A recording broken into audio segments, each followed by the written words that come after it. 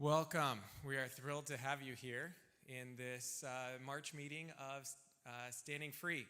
You are in for a real treat with John. He is a wealth of knowledge and a wealth of stories, not just any stories, but stories that have actually happened firsthand right around here. And it's incredible to hear what those men put on the line each and every day, protecting not only us, but also God's creation, and also having it so close to home and so raw and real from right here and in these very areas that we drive through and hike and some of our neighborhoods may be in and everything. So let's open in prayer, and then we will get started with our program for this evening. Lord, thank you so much for gathering us here this evening. Thank you that we can be here. Thank you for this wonderful weather and the creation that you've made.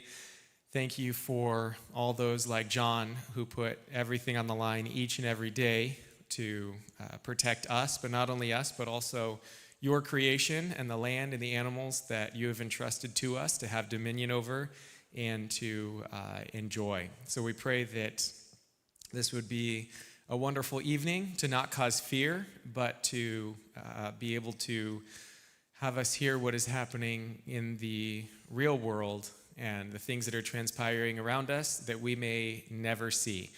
And so we pray that we would leave tonight being prepared, know what to do, know how to share with our friends and neighbors, but not leave with a spirit of fear, Lord, please. In Jesus' name, amen. Is it streaming? Yes, it is streaming. It's on the Standing Free YouTube channel. So if you go to standingfree.org, you will see the YouTube channel and you will find the link there. The live stream link also went out in the last email that was sent right before the start, and it should also be on the website. So you can get there a variety of ways. But yes, this will definitely be live streamed, which will be awesome because John has some brand new things that he's sharing with us from just even the last few days, updates and all those sorts of things. So, without further ado, I would like to invite up Jane Kearney from Liberty Forum, and Jane is going to be announcing their next event. This is kind of fun. See, normally Jane's events are first, so I'm at Liberty Forum announcing our Standing Free event, so this is great that we got you here to announce your next one. So, Jane. It's great. I can sit back and relax tonight. Right. Cooper, thank you so much. Thank you to Standing Free, to the Dowers, and to Calvary. You guys are such beautiful partners in freedom with the Liberty Forum, and we appreciate it deeply, both the opportunity and the quality of speakers you bring, like John Norris tonight. What if you could understand the Chinese Communist Party through the lens of just one issue? Would you be interested? Did you know you can schedule an organ transplant in China? Think about that. You can schedule an organ transplant. Doesn't make any sense, does it? We are hosting this Tuesday evening Yanya Kellick, senior editor for the Epoch Times, host of American Thought Leaders, who has spent 20 years looking into this horror, this absolute horror. And he will be talking about his new book called Killed to Order: China's Organ Harvesting Industry and the Nature of America's Biggest Adversary. Now, we're listening a lot about the war in Iran, and we are talking about who the players are, what's going on with Israel. But we must understand that China is a big part of this. Some people say we are at war with China right now, indirectly. So this is going to be an incredible evening. How many of you have been to the Liberty Forum before? I see so many friendly faces here. We are delighted to have you join us. We're just up the road on 85, Tuesday evening, 7 o'clock. You can register online or at the door, and we would be thrilled to have you. Thank you so much. And thank you again, Cooper, for the opportunity.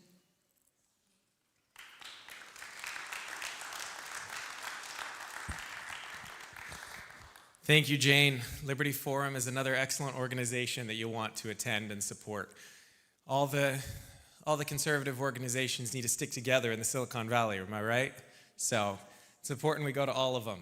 And so that's actually where we first connected with John a few months ago, was at Liberty Forum. And we can't believe how much time flies and how much has transpired and all the new information he has to present, even from the last time he was here in the Bay Area.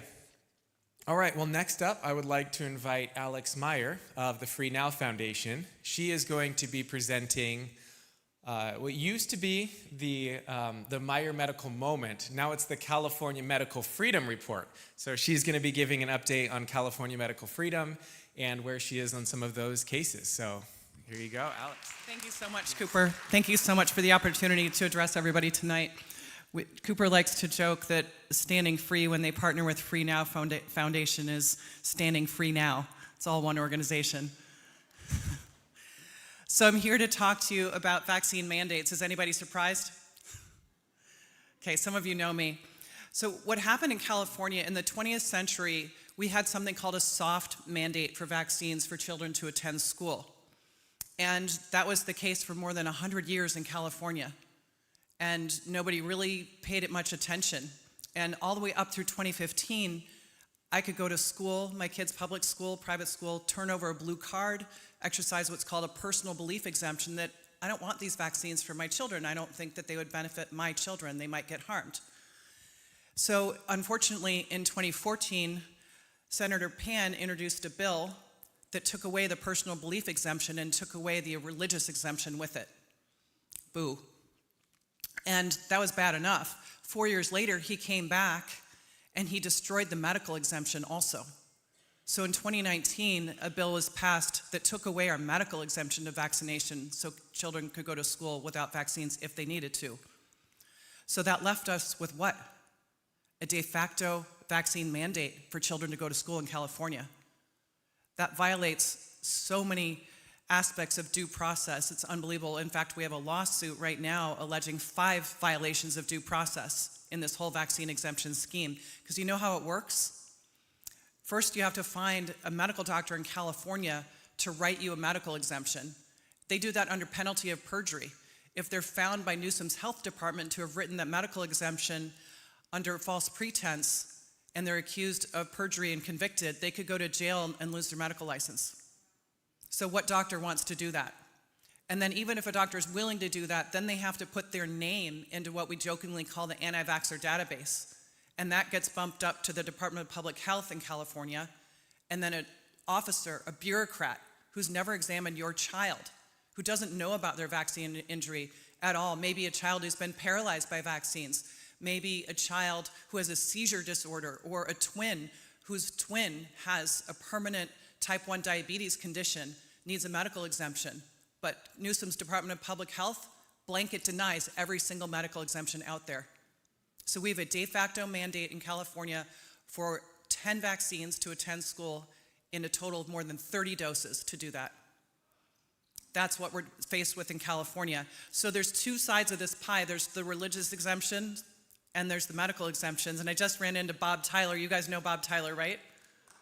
So his lawsuit is advancing to the Ninth Circuit Court right now, and they're going to make arguments in April for religious exemptions to vaccination, which is fantastic. And then my group, Free Now Foundation, we're doing the other side of the equation, which is the medical exemption side of the equation, and we're also headed to the Ninth Circuit Court with that. And both Bob Tyler and I are super excited about the prospects of our cases for religious exemptions for his and medical exemptions on my side of it, because the Supreme Court has been making some incredible decisions lately that really help us. They have affirmed the First Amendment right to the religious upbringing of your child in cases that involve gender identity at school. And so the school will no longer be able to hide gender transitions at school from the parents, which is incredible. And so the Supreme Court has actually remanded 2 cases back down to the appeals court. So one is remanded down to our Ninth Circuit Court of Appeals, which is called Mirabelli, and then there's another one called Miller that's been remanded down to the Second Court of Appeals. And so those cases are going to be reconsidered and will probably find in favor of parental rights to direct these decisions for their children from a religious point of view. So that's incredible, and that's incredible news for our side of the equation too, for the medical exemptions, because not only do those cases rest in the First Amendment, they also rest in the 14th Amendment, which guarantees the due process right to parent your minor child. and that affects medical decisions also. So I can't tell you how excited we are for the prospect of both of these cases, Bob Tyler's case and Free Now Foundation's case, because we believe at Free Now Foundation that parents should always call the shots. So I'll close out there, but if you notice, I have a QR code up on these screens, and if you want to tell Newsom and 8 public officials what you think about vaccine mandates in California, take a picture of the QR code, sign our petition, and if you get like a firewall saying it's unsafe, that's the deep state. Just go right past that. It's perfectly safe to sign it, and we need more signatures because I'm going to be taking a group personally up to Sacramento in April to deliver all these petitions to Newsom's office. So come with me and sign now. Thank you.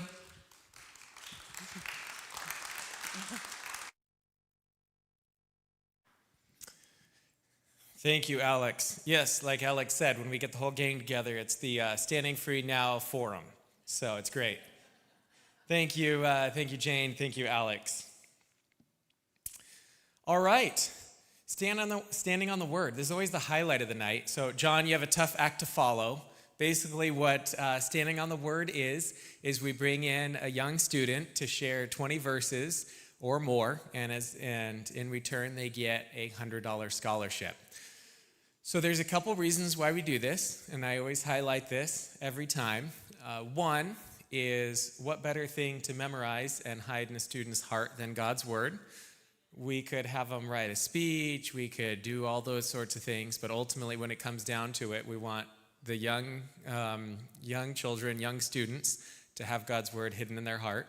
And then secondly, we want them to be able to know what it's like to present in front of an audience and know what a real live event is like. So we bring the students back into the green room. They get to meet and talk to the speaker. We go over the run of show, just like we all do back in the green room as speakers, and John and all of us do. And so that way the Standing on the Word students get that experience of what it's like for us to actually do this for real. And then they will be prepared and comfortable with that so that they'll be able to proclaim the word someday when they are old, like me, in boldness. So anyway, it's without further ado, let's bring up our Standing on the Word student, Lily. She is 11, and she is going to be presenting Psalm 139.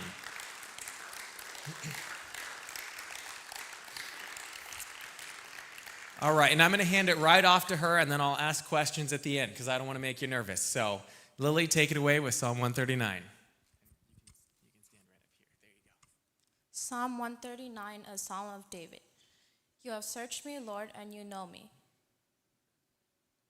You know when I sit and when I rise. You perceive my thoughts from afar.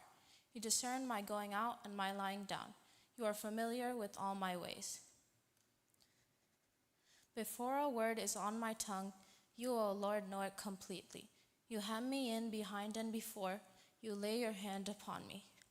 Such knowledge is too wonderful for me, too lofty for me to attain. Where can I go from your spirit? Where can I flee from your presence? If I go up to the heavens, you are there. If I make my bed in the depths, you are there.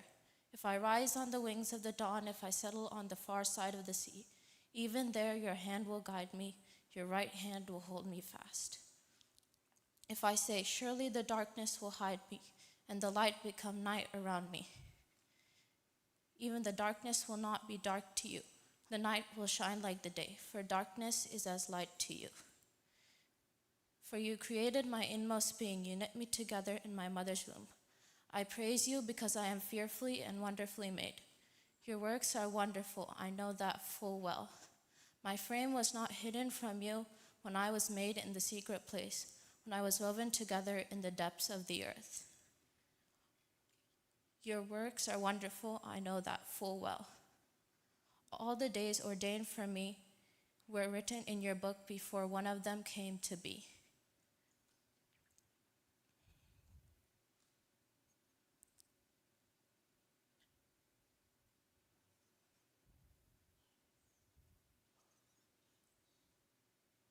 How precious to me are your thoughts, O God. How vast is the sum of them. Were I to count them, they would outnumber the grains of sand. When I awake, I am still with you. If only you, God, would slay the wicked. Away from me, you who are bloodthirsty. They speak of you with evil intent.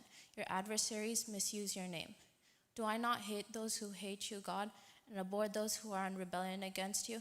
I have nothing but hatred for them. I count them my enemies. Test me, God, and know my thoughts. Test me and know my anxious ways. See if there is any offensive way in me, and lead me in the way everlasting.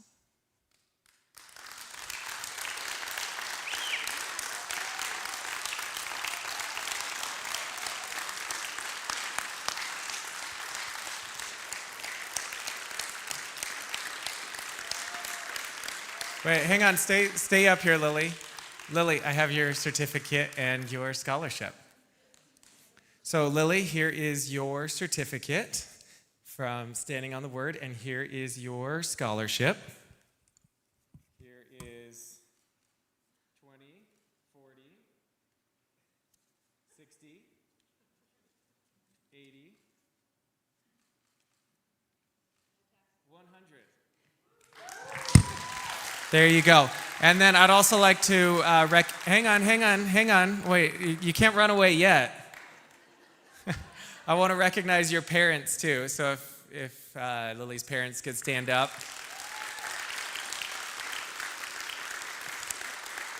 And then thank you guys. And then Lily also has a little sister. Hopefully will be sharing scriptures too. So, but Lily, I always like to ask questions for the audience, because if you guys know any students that are interested, you can go to standingfree.org/scripture memory, and you can submit an application for your student to come for Standing on the Word. But about how long did it take you to memorize this one?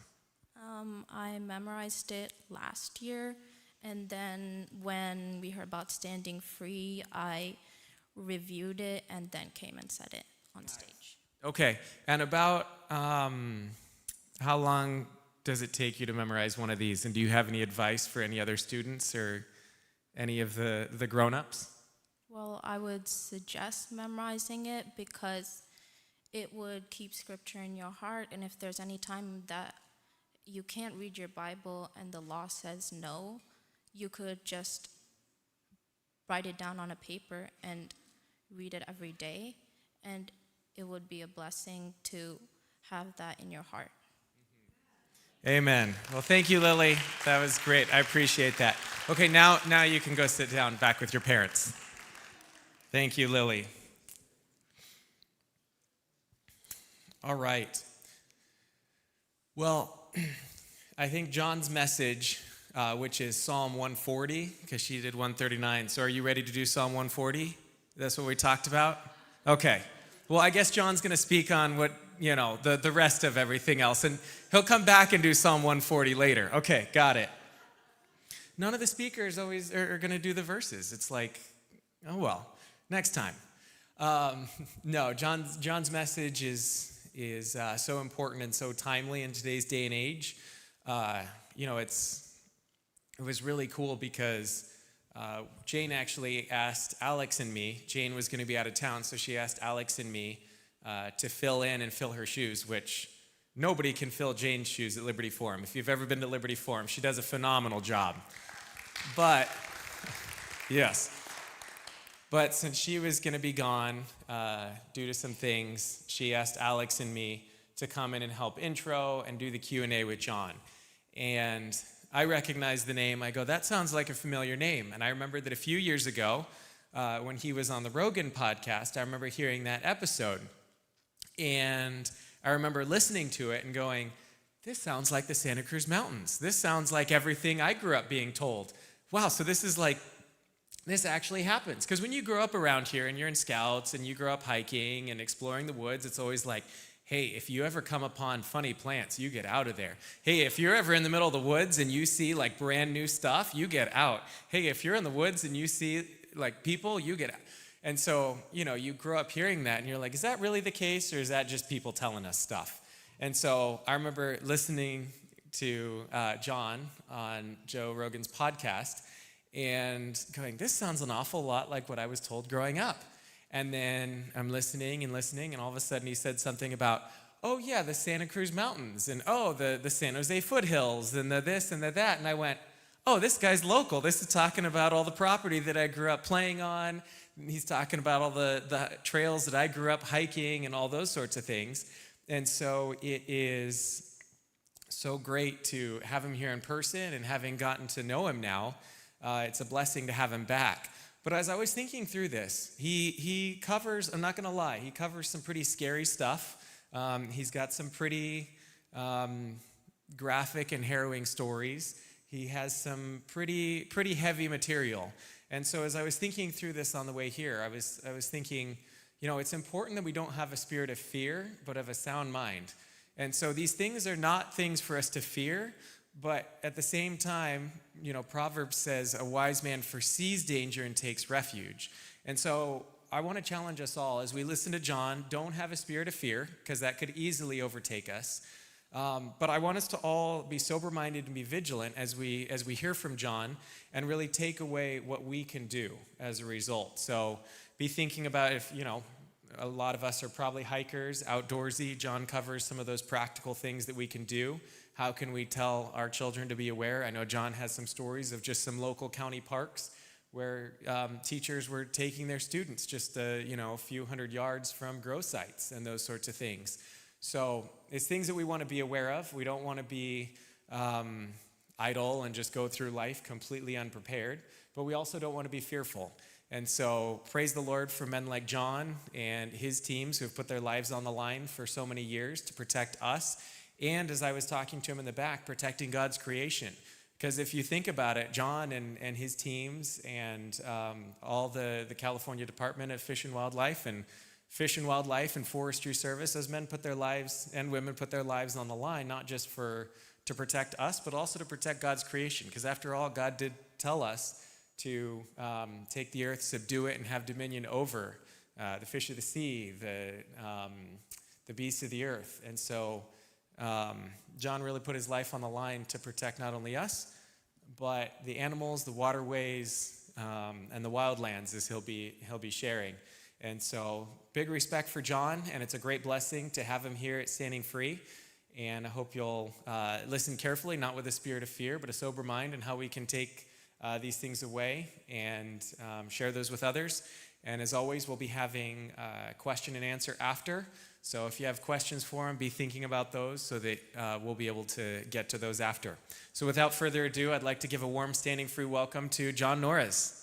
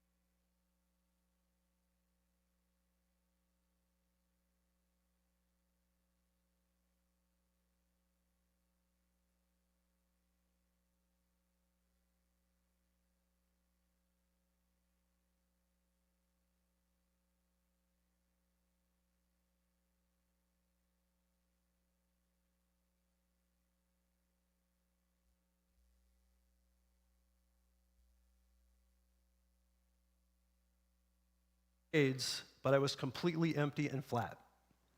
I didn't feel any passion in it. I didn't feel any relevance in it. Not to disparage the profession, because my uncle had a great partnership in that realm that I was going to join and actually keep it in the family. But every time I'd finish school finals, I wouldn't hang out on campus. I wasn't doing a lot of campus activities. I was rushing right back to South County to go into Henrico State Park and take my winter break and join one of my best friends growing up in a pack horse in the middle of winter in December and go on a 60-mile, 5-night, 6-day hike in Henrico State Park, which is just in those foothills to our east, as many of you know. As Cooper knows, we both grew up without knowing each other at the time that was one of our very special places to go. So the second day of that hike, it's pouring rain. The head ranger, Barry Breckling, at the time, that was my mentor through high school learning to backpack, said, "You kids are crazy. You guys are really crazy. It's going to pour nonstop. The creeks are going to flood. There's nobody in this park. I don't think you guys should go." And we begged him to let us go, and he agreed to do it because we had been in that park 5 times a year for 3 years. But he said, "I want to know where you're going to be every night because it's going to be dangerous." 13 miles in, hiking all night in a downpour, we found a Coit Lake, the new lake we had never been to before. Freezing, our gear is soaked. We had an illegal fire because you're not supposed to have fires. We had a break in the rain, but we had to dry our stuff out. We woke up the next morning to a very wet pack horse named Lucky, who saved our bacon many times that trip. And when Jeff and I woke up, we heard the motor of a 4-wheel drive truck coming off a mountain toward us. I looked out of the tent, and here comes this green 4-wheel drive truck working his way down a mountain, and I thought, uh-oh, that's got to be the park rangers. I'll bet we did something wrong. We're in trouble. This gentleman stops. He gets out. We're nervous, dumb college kids. And I go, "What'd we do wrong? Are you one of Barry's guys?" He said, "No, I'm a state game warden, blah, blah, blah." I went, "Game warden? What's a game warden? You're not a park ranger? You're in Henrico Park." Well, unbeknownst to me, I had been hunting and fishing since I was 9 years old, and unlike all of my colleagues in the Fish and Game Wildlife Academy, the police academy that I started in 1992 at Napa Valley College, everybody that was in that academy to become a game warden had met one and been inspired by one when they were like 8, 9, 10, 11, 12. I've gone my whole hunting career with my dad and uncles and family members and never seen one. Needless to say, I bent his ear for about 2 hours there. I know he was irritated with me, but my eyes were getting bigger and bigger and bigger, and I saw him coming down in that truck, working alone, patrolling the backcountry, didn't have a partner, to protect wildlife, waterways, and wild lands, and public safety, just like sheriffs, just like police, because we as game wardens are trained to do everything, sworn to do everything, but our emphasis is the environmental protection. When he finally left and he could shake us loose from questions, my brother outlaw Jeff looked at me and he said, "Uh-oh, I see that look in your eyes. What's going on in your mind?" And I said, "I'm doing the wrong career. That's what I must do." I felt the calling. It was so powerful. Now, what are the odds of the only 2 idiot kids in Henrico State Park in the middle of winter in a downpour in a 100,000-acre state park, and a game warden who never patrols that park, he probably hadn't been in that park for 3 years, happens to find us at this one lake? Thank you, Lord. I'm just going to say thank you right now because I was going to make a whole different path. So, fast forward. I get home from that hike. I have 4 more weeks off in my winter break from San Jose State. I go directly to the criminal justice administrator. He happens to be the advisor, is available during the winter break, Mike Rustigan. I start picking his brain. He goes, "Oh, yeah, we're one of the best criminal justice schools in the country." Go figure. From engineering to that. And then we place game wardens, FBI, state police, San Jose PD. We do it all. Changed my major that day. I was off to the races. When I went to the academy and when I saw what game wardens actually do, I thought, this is going to be great. I'm going to catch people spotlighting deer at night illegally. I'm going to stop them at night while they're using a light and shooting animals they shouldn't. I'm going to catch people that are taking too many fish. I'm going to keep people from diverting streams and doing environmental crimes with water destruction. And what's near and dear to me, because I remember going through a hunter safety class with my dad and adults and a lot of other kids when I was 9 years old, I'm going to teach hunter education. I'm going to teach conservation and weapons handling and safety to these children like when I was a kid.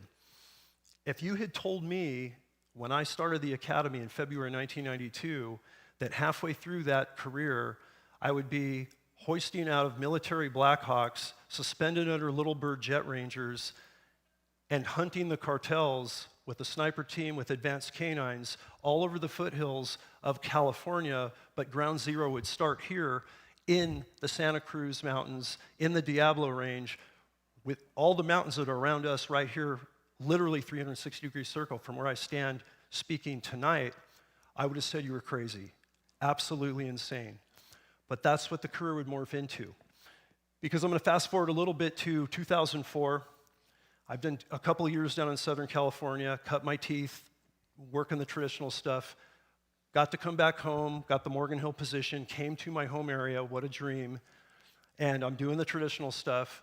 And a biologist friend of mine that I grew up with, a fisheries biologist, calls me up one day and says, hey, John, I'm doing this transect study and doing creek studies on red-legged frogs, steelhead trout. Steelhead trout are migratory trout from the ocean that swim all the way inland to spawn and lay their eggs and go back out to the ocean. And they're threatened and endangered on the federal threatened and endangered species list, as well as the state threatened and endangered species list, where they're valued at about $35,000 a fish right now, because they're almost gone.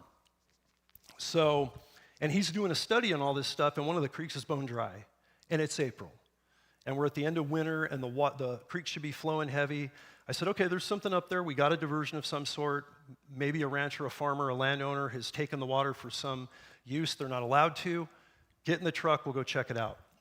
I take them on a ride. We go up on the mountain. We dive down into a canyon. I have no cell coverage. I have no radio coverage with my dispatch. And we go on a very steep hike. Then we find the water impoundment, a big dam with plastic. We find a hand-built dam, and we find a black poly pipe hose, and you'll see pictures of this in Hidden War in my book, color pictures, because we were about to walk into our first cartel grow site, and we had no clue. None of us had really seen it. Keep in mind, this is 2004. And outside of the dam, all the water that was feeding all those fish for 4 or 5 miles and all that wildlife was now a dry stream bed with everything dead in it, and now chalked down to 1-inch line that's going down the creek, dry creek bed. So I know something's wrong, and even though I didn't know what I was about to see, tactically I was concerned because this was really weird. There was an eerie feeling in that creek that this was not something I'm going to be used to seeing. I could sense it, not consciously, but the spider senses were tingling, so to speak. So GI is a call sign and codenamed in the book. As we start working our way down the creek, we see marijuana plants, about 18 inches tall on both sides of the creek. And the plants are getting bigger and bigger as we work further down the creek. And I decide we need to stop. This is not what I expected. Who's growing marijuana? I know it's illegal. Why are they doing this? And then we started to see those guys. And here come 2 military-age males, Latin descent, in olive drab green battle dress uniform, just like my dad wore in the Army, my relatives fought in Vietnam, and they're working their way down one of the sides of the bank with the marijuana plants in front of them, and the guy in the front is checking them and adjusting water lines and had a knife like a machete. The guy in the back had an assault rifle like an AK-47 derivative, and he's scanning tactically as they're working down through their grow site. We're in the middle of nowhere. And they've been in here, obviously. There's an encampment further down the creek that we're going to see a little bit later. But now, myself and GI are frozen, hidden in the side of a creek channel, hoping they don't see us. And I've got my AR-15 and my red dot sight trained on this rifleman, basically, hoping that we're not detected, because this is going to be a really, really ugly day and very hard to explain to my supervisors what we're into. They worked their way down the creek. They didn't see us, but they were working tactically. They were doing hand signals. They weren't even whispering. They were reading each other's movements. The guy, armed man in the back, was looking behind him, checking behind his back trail, what we call the 6 o'clock, the tail gunner in a stack of officers working tactically. That's what we do in the tactical world. And that really got the spider senses going at that point. Fortunately, by the good graces, they did not see us. And they worked their way back up the canyon, wherever that was going to lead. We weren't going to pursue. We were not equipped to do so. And we hightailed it out of that grow site as fast as we could, straight uphill, and then I had to start processing what I just saw. Not something game wardens typically deal with, so now I'm starting to work with narcotics task force officers and teams from all over the Santa Clara County and San Benito County, basically the Bay Area. And a couple weeks later, we're the bird dog for this unit of narcotics officers, highway patrol, police, DOJ, but we're not going to do any heavy lifting because game wardens don't do that, but we're going to be the bird dogs because we work so much in the mountains to show them what we saw. And that's what we did. And that day, we saw the 2 bad guys I had seen before run away. We didn't catch anybody. We eradicated 7,000 marijuana plants. We had bags of fertilizer. We had what I would later learn are EPA-banned felony nerve agents that are imported from Mexico to put on the plants. They're in the water. Absolutely nasty stuff that I'm going to show some pictures of here in just a little bit. And then, when we were all done eradicating the grow, the creek is diverted, it's bone dry, there's trash everywhere, there's human excrement, there's propane tanks, there's 50-pound bags of fertilizer stacked, poisons we're not even aware of. The area is destroyed, and the task force leader calls in a Black Hawk helicopter from Moffett Field, flies down to hoist us and get us and the marijuana out to destroy it, which was great. It was really cool to fly in a Black Hawk helicopter for the first time. You know, we're not used to doing that on the game warden front at the time and working with the military. But I asked the team leader, I said, whoa, wait, there's like water diversions and there's poisons, and what are we going to do about this creek and 5 miles of fish that are dead downstream all the way to the ocean? And that just wasn't in the protocol of what any agencies did. He said, we're not equipped for that, we're not funded for that, we're going to get the plants for funding and we're out of here. So being a game warden and being sworn as a primary duty to protect the 3 Ws, like I mentioned before, I was a little frustrated with that, but again, I'm in unknown territory, right? So fast forward to a year later, we met some great sheriffs on that operation, sheriffs here in Santa Clara County, SWAT trained, some military veterans, and because they saw how my teammates and I worked on that first raid in 2004, they decided to reach out for help for some stuff around here. Los Gatos Foothills, Cupertino, and August 5th, 2005 is one of those life-changing and career-changing days that I will never forget. And no matter how old and how much my brain fades with age, I can remember every minute detail of that day because that was the day we were going to have our most near-fatal experience that I've ever had in my career. 3 game wardens, myself, now a lieutenant, supervising 2 young game wardens that I trained in the academy, great guys. They're all call signed in the book and the stories because we don't want any names out there for operational, officers for safety reasons. And 3 sheriff's deputies and 1 unarmed Mid-Peninsula open space ranger are going to go into a grow site we suspect to be about 7,000 to 10,000 plants right up here off Wagner Road in the Los Gatos Foothills on August 5th. We start to work up into that grow site. Everything again seems off. The area's too quiet, we're not hearing animals, we're not hearing water running, and within a couple seconds of going through a second grow site as we're working through 6-foot-tall marijuana plants in what's called a skirmish line, where we're all in one line a couple yards apart so we don't have a crossfire or miss a threat like a booby trap or some armed gunman or whatever in the marijuana, we heard 1 shot. A single shot from a medium bore caliber, and being very familiar with firearms and knowing a lot of firearms, the pucker factor went up because I said, that's not a gun from any agency that I'm with right now.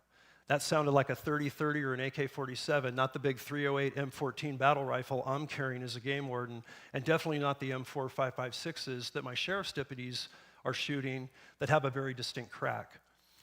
Within a nanosecond of that shot going off, we now realize it's from a grower ahead of us, and my mojo, as he's called in the book, drops right next to me and says, I'm hit, and he said a bunch of other colorful expletives that I won't repeat right now, and he dropped, and within nanoseconds after that, my sheriff's deputies are over to the right, and I hear gunfire and see some gunfire going on to my right.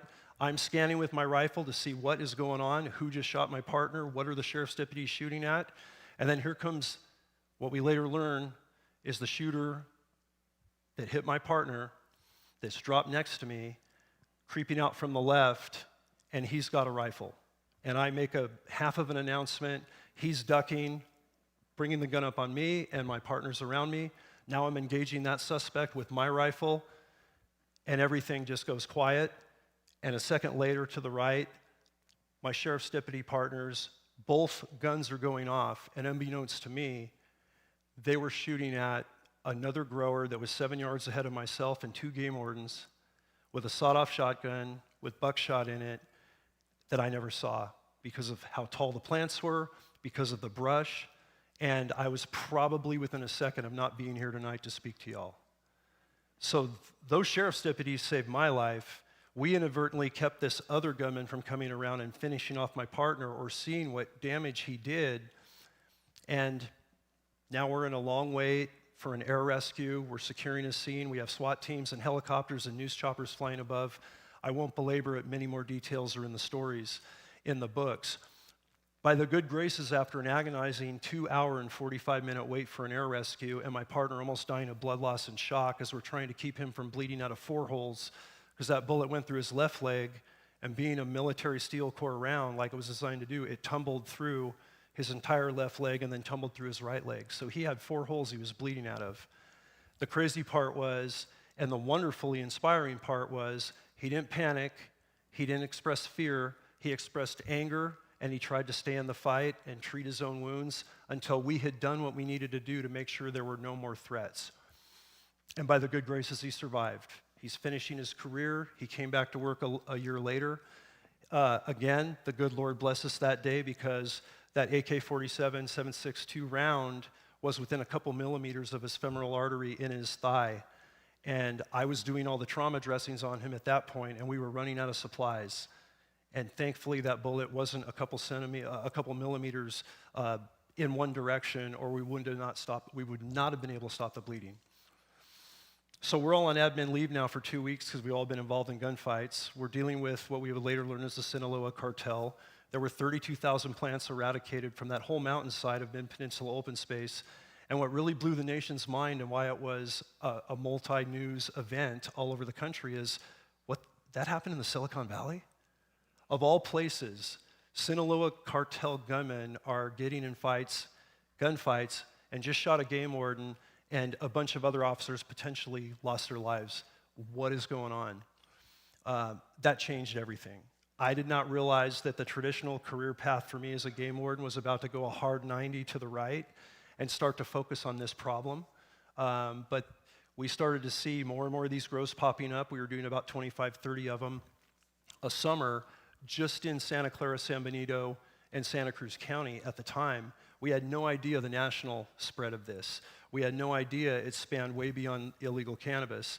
But that's what we're going to talk about tonight and what we've learned with, especially the outreach I've been able to do since, a near 30-year retirement, and now 8 years post-retirement, what I call phase 2, having the privilege and the honor to talk to you guys and share the knowledge, especially for our policymakers, and to keep our family and friends and everybody in here as safe as possible, and just be on alert more than anything else. I'm going to show get those going. I'm going to show a quick video, guys. This is a trailer we did for the book, but it puts a lot of visuals into the work we did on either documentaries, news stories we did. We did a lot of that. So it's going to take just a little minute, and we'll take a look. You have to understand our frustration that we have been going through this for years. So when a stray bullet comes and hits one of my children or me, I swear to God, on a stack of Bibles, I will go out and I will. Is there an estimate of how many cartel members are growing in this country right now? Conservative estimate, 10,000. 10,000? Yeah, people. I'd say conservative estimate.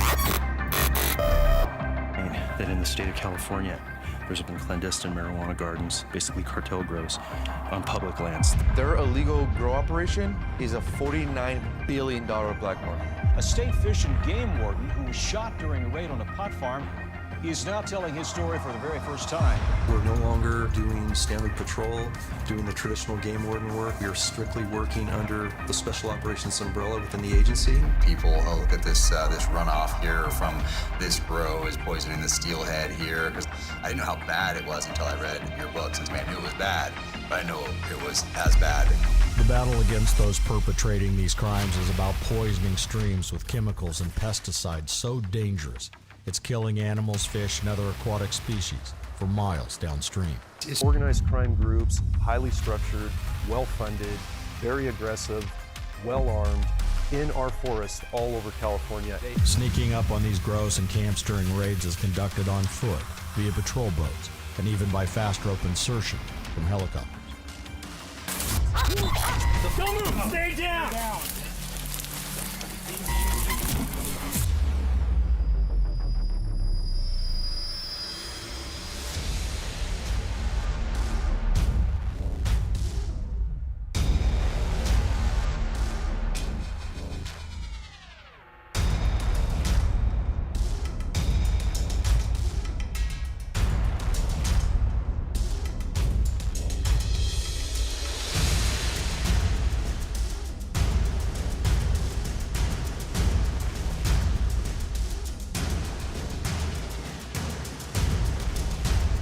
On the run. Ian or Corey, stay with him. Good girl! Good girl! Go, go, go, go!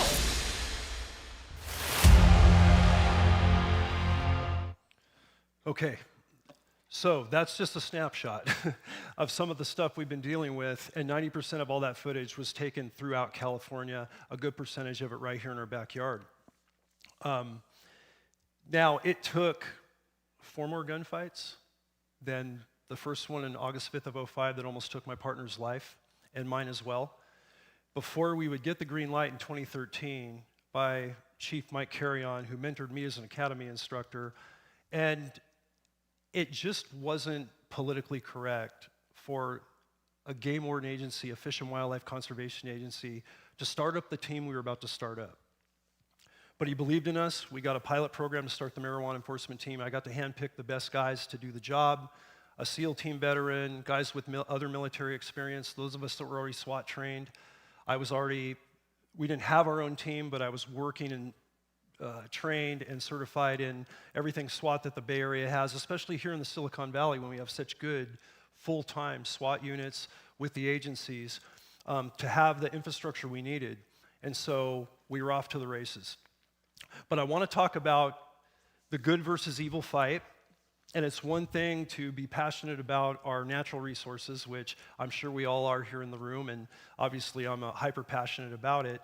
But this is scripture. Right at the beginning of the Old Testament. On my Bible, it's page 1 of my field Bible. And when I look at Genesis 1:20 to 1:28, and I felt it was an appropriate place tonight to go into it just really quickly. When God said, let the waters teem with swarms of living creatures, let the birds fly above the earth in open expanses of the heavens. And in 1:21, and God created the great sea creatures and every living creature that moves, with which the waters swarmed, and every winged bird, and God saw that it was good. At 1:28, fill the earth, subdue it, and rule over the fish in the sea, over the birds in the sky, and over every living thing that moves on the earth. And when we talk about subdue and rule over, we talk about protecting. We're responsible for them. So the egregious wildlife destruction and water stealing and poisoning that these cartels do is straight evil. It's biblically prohibited, as well as taking a life, as well as anything we would violate in the 10 Commandments. And this is what we're going to start to see, guys. Let's go back one. Interborder cartel threats. This was the southern border before. Thankfully, we've got some control there under the current administration, and I have a story of how that kind of precipitated. Cartel border tunnels. There are hundreds of these. The last unfinished one was June of 2025, connecting Tijuana all the way to San Diego, and there's been over 183 of these border tunnels transporting people, contraband, toxically tainted cannabis, marijuana like you're seeing in that particular picture. to get that stuff into our country, both sides of the border. Cartel panga boats. You guys might have seen a lot of the news lately when we're dealing with La Tringuagua down in Venezuela and seeing these panga boats that we're now going after under the new administration's foreign terrorist organization definition of these cartel groups. These panga boats have been working for 15 plus years. One-way boats from Mexico, guys, that are built with really powerful motors. They're painted a color so they look like the ocean. They're hard to detect from the air. And they're bringing 6,000 pounds of tainted cannabis to come in to be sold on the black market, methamphetamine, many other crimes and contraband. And they're bringing a lot of people these days, which was something we started to see during COVID when it really ramped up. One-way boats, 277 smuggling events during 2024 to 25 involving these panga boats. Border infiltration, this was right through the pandemic when we shut down nationally as officers, federal, state, and local, because we didn't know the depth of the severity of COVID-19. Met was on hold, federal agencies were on hold, but the cartels of Mexico said, this is great, we thrive in chaos. Everybody's locked up in America, they're all kind of like handcuffed right now, they're not gonna be able to stop our efforts. So they were getting across the southern border tunnel, like those makeshift ramps to get that Jeep over. It takes them 64 seconds to get over that wall. And you can see what's in that truck to the right. That's a whole lot of drugs. That's a whole lot of weed. That's a whole lot of methamphetamine, fentanyl, and those things slated to destroy lives in America. What are we seeing in these grow sites? I mentioned a little bit. You saw it a little bit in the video. The illegal pesticides, the fertilizers, generally speaking, one marijuana plant in the outdoors requires 5 gallons a day per plant until it gets to the fruition of harvest. So when you start adding up thousands of plants in a grow site and thousands of grow sites throughout California, you're not in the millions, you're into the billions of gallons of water that these grows require, that they actually steal from natural waterways, from underground aquifers, from us as American citizens. And then, not to mention, this is all going on in 2 of the largest droughts California's ever seen in a 100-year span of a century, just within the last 10 years. That's what really started to get the biologists and the governor's attention throughout the years when we saw how much water stealing was actually going on, besides the habitat destruction as well. And the water's poisoned because of what's in it. Now there we are in 2018, guys. That's most of the unit, the marijuana enforcement team. Not your typical game warden look. Yeah, we're equipped a little different. The 2 stars of that show, though, are those fur missiles, those 4-legged operators right there. You can kind of make them out. Those are Belgian Malinois. They are lifesavers. I'm going to tell a dog story about a historical dog that it's going to be hard to keep it together on stage because she saved my life. She saved my life way too many times. Belgian Malinois are the type of detection, apprehension, bite dogs that Special Forces military use all over the world. We use the same like other law enforcement, and these guys are the fur missiles. They are force multipliers, and they not only keep us safe, but they actually avoid gunfights from happening in grow sites with the cartels because they take out somebody with a bite before gunfire even starts. And when that happens and we don't have to get in one and nobody has to die that day over a marijuana plant, we've had a good day. On the water, our teams train 100 miles off the shore.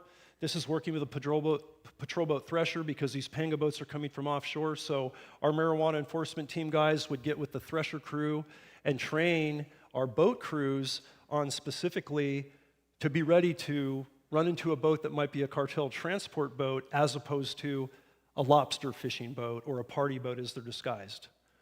By air, helicopters are a godsend, getting us in and out of grow sites. Also, the big helicopters that can take 4, 5, 6,000 pounds of grow waste, bag it up, get it to landfills, get it out of the environment from continuing to do the destruction inside the forest. And then on land, working all aspects. Now, there we are on an operation that happened in the Sacramento Delta. That's Canine Phoebe with the Gatorade bottle in her mouth. You're going to learn about her in a minute because she's an incredible dog. and that's her handler, a lieutenant, one of my closest friends, who's also a youth pastor and all kinds of other good Christian things in Northern California. One of my brothers, call sign Rumble in the book, and he was the best handler I've ever seen in action and had a symbiotic relationship with the best dog I've ever seen in action. And I'll get into Phoebe here in just a little bit. Now, we're not taking pictures of our bite dogs on aggressive cartel gunmen with Gatorade bottles, having her in her mouth. This is after the mission's over. We've caught 2 bad guys. She's caught 2 bad guys. And we've taken out a grow in the Sacramento Delta that was completely stealing a ton of water, and that's why they were out here during the drought. Deployable in any terrain, we do just some ATVs because California is such a diverse, rough state. Off-road, on-road, we have Mount Whitney, we have the Eastern Sierras. Wilderness ops, horseback, using mules. We have so many pristine wilderness areas in the high Sierras of California, as much if not more so than other states, where we won't run motor vehicles even to do raids unless it's an absolute life or death. So working with horses, working with stock was a real treat. Coming back from some of my history of working on ranches here in the Silicon Valley growing up when we put this together. High altitude training, rappelling, that's one of a young sniper on my team who's now a lieutenant of the unit. We don't normally rappel face first, but he's showing off. Crazy kid. Tricks are for kids, but we've had to deploy and had our dogs going right down those same mountains. There's a brand new canine with one of our canine handlers doing mountaineering, rappelling down a large face of granite because we've had literally cartel grow sites at 11,000, 12,000 feet in the endangered Sierra Nevada bighorn sheep country on the Eastern Sierra near Lone Pine, Mount Whitney, and things like that. So doing a little bit of everything. Aerial gunning because sometimes they will shoot at helicopters, these guys on the ground, or they're instructed to do so by their leaders. Vessel engagements offshore, again, because of the panga boat threat. That's us training on a target system we built with our patrol boats off of the Orange County coastline, about 100 miles off, looking out at the Channel Islands.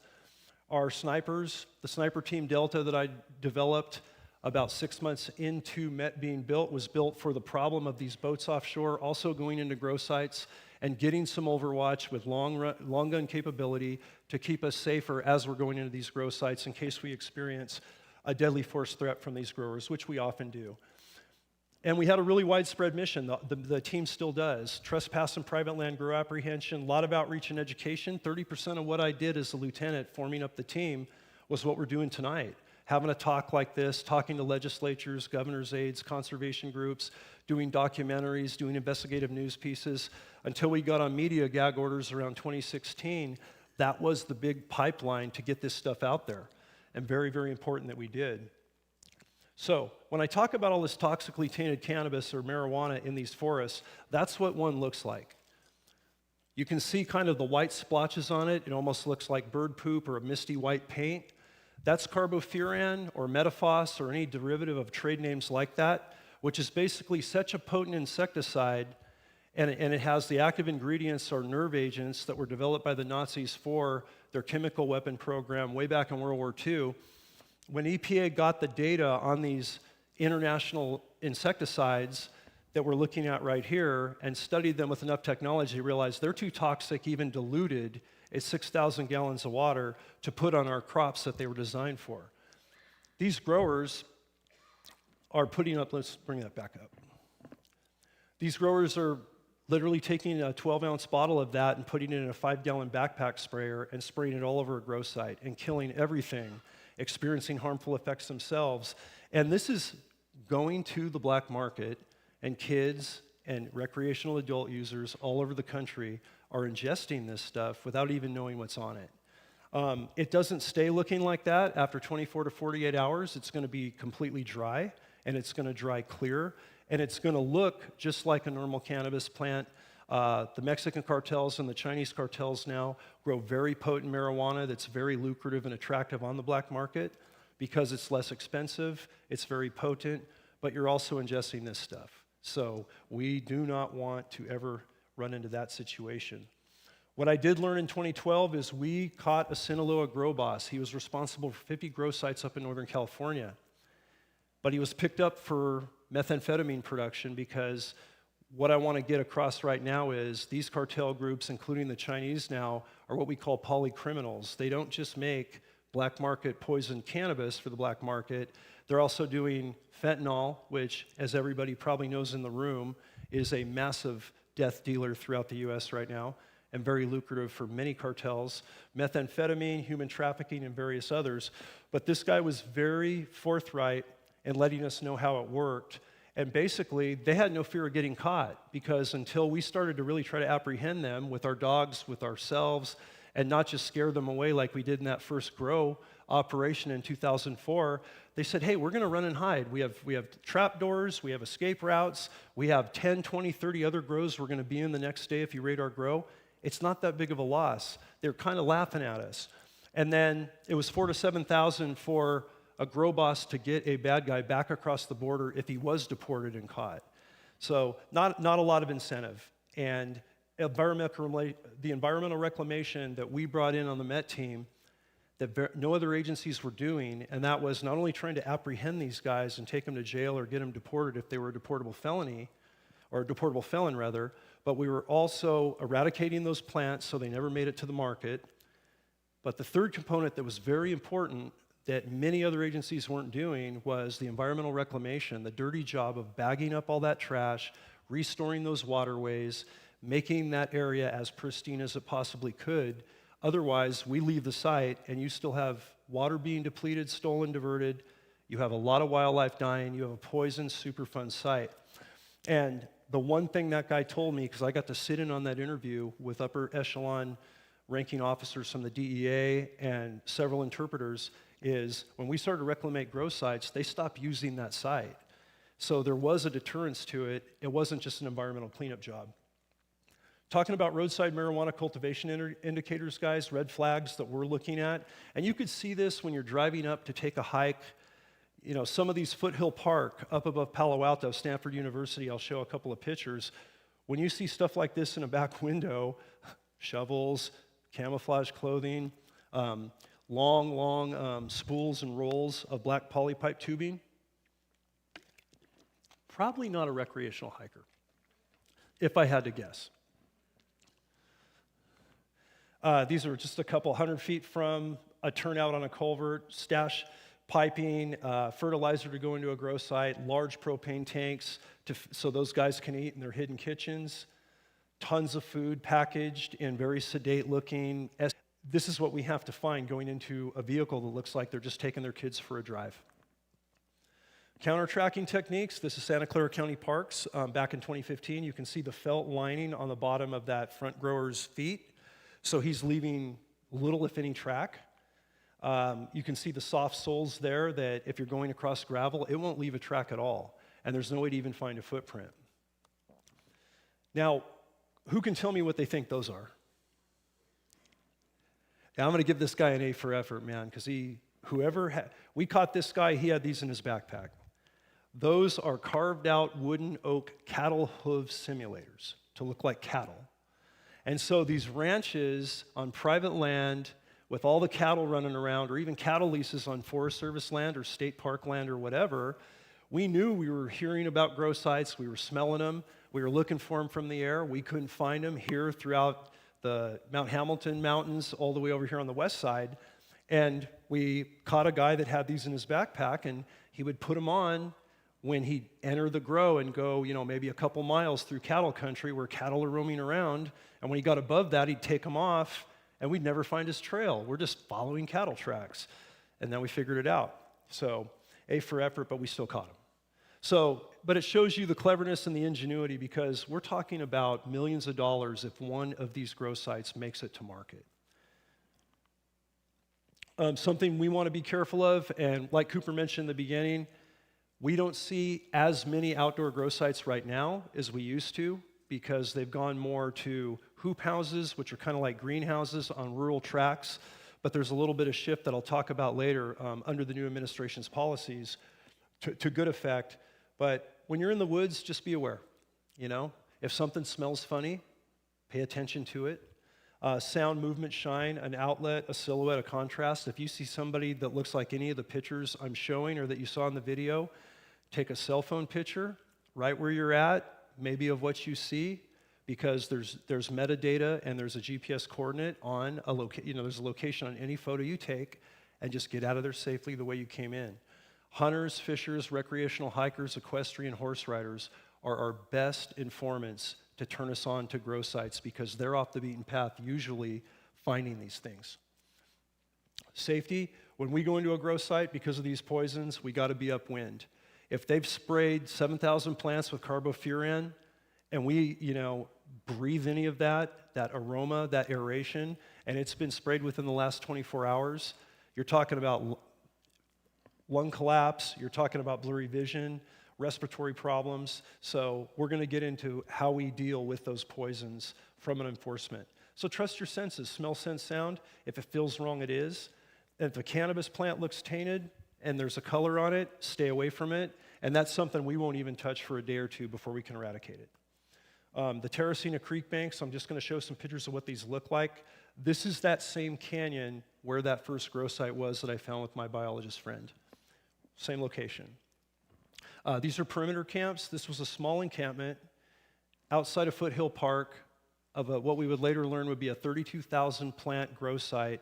And when you got out on the trail, you were looking straight down at Palo Alto and you were looking at Stanford University. And this was going on for a long time with kids walking that trail and outdoor educators doing some things.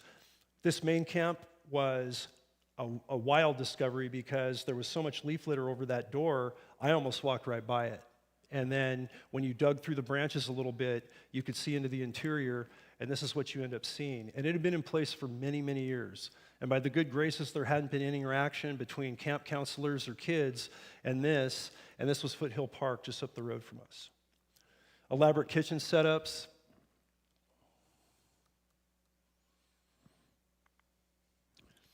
A concealed grow site, because it's got all the marijuana or the manzanita over the marijuana. That's very hard to see from the air.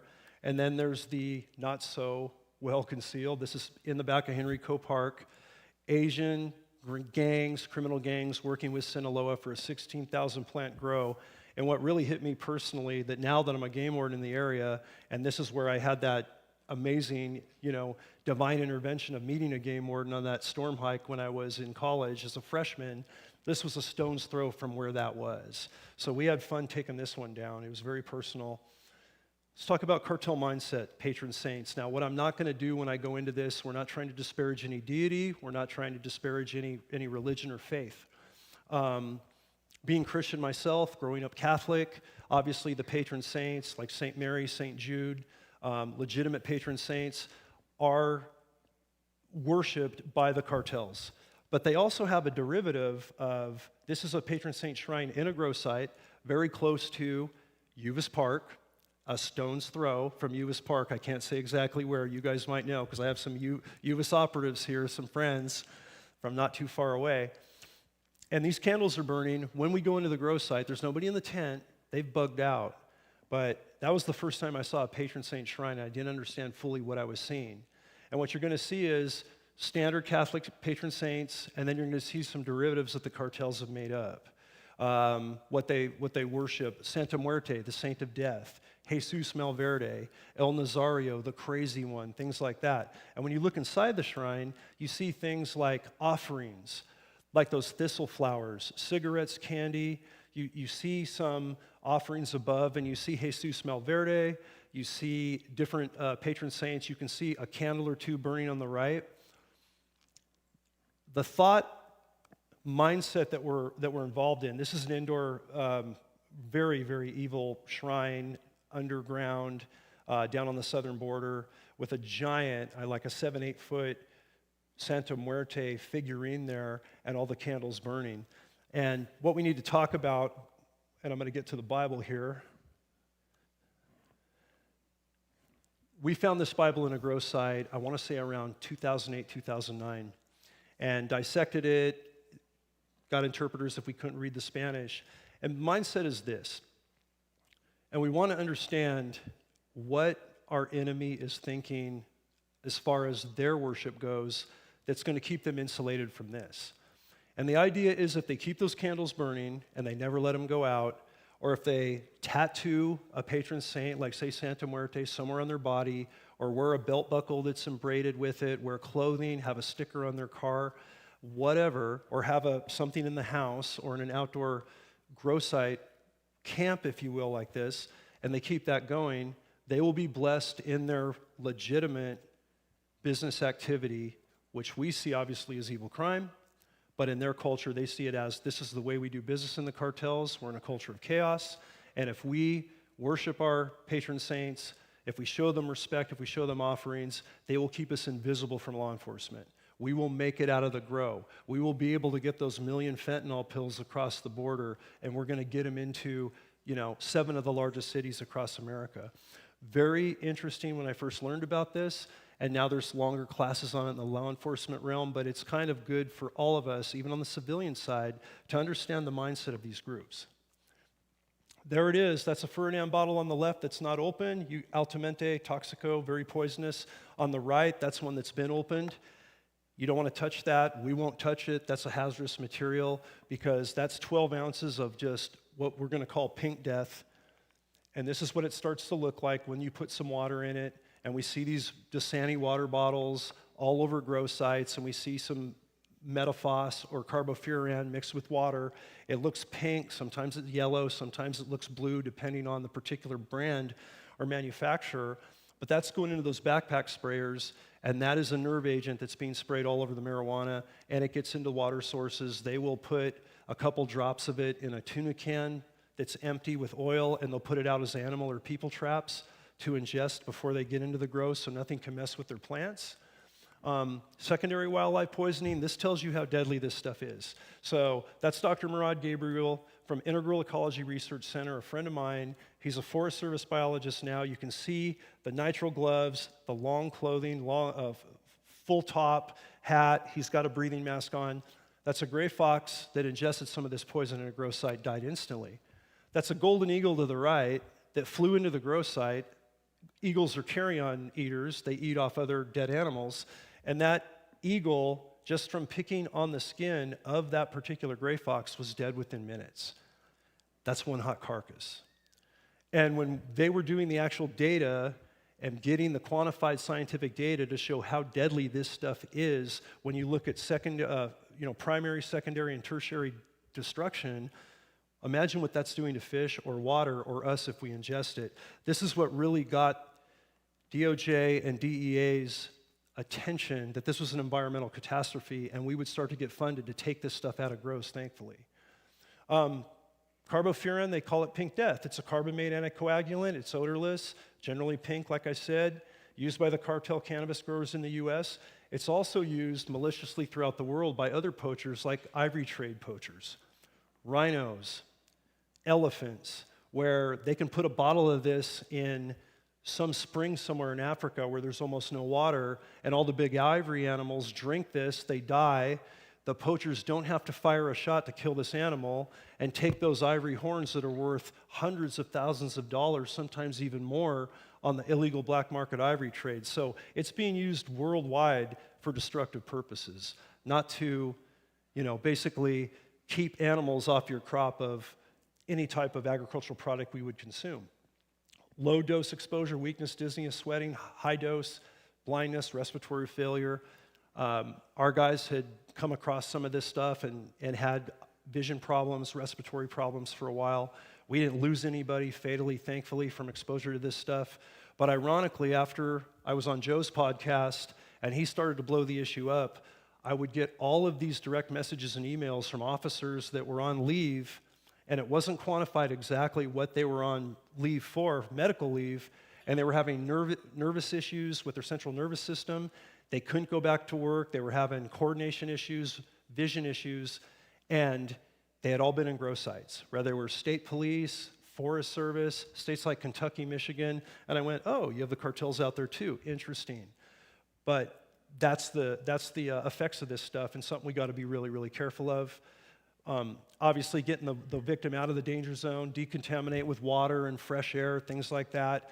Atropine and memantine are they're antidotes for severe carbofuran exposure, but that's trauma medicines type stuff that Now we have trauma medic doctors on SWAT teams equipped for this. ERs, emergency rooms, and hospitals are aware if somebody's been exposed to this stuff in a grow site, indoor or outdoor, as a civilian, let's say, they're going to know what to do.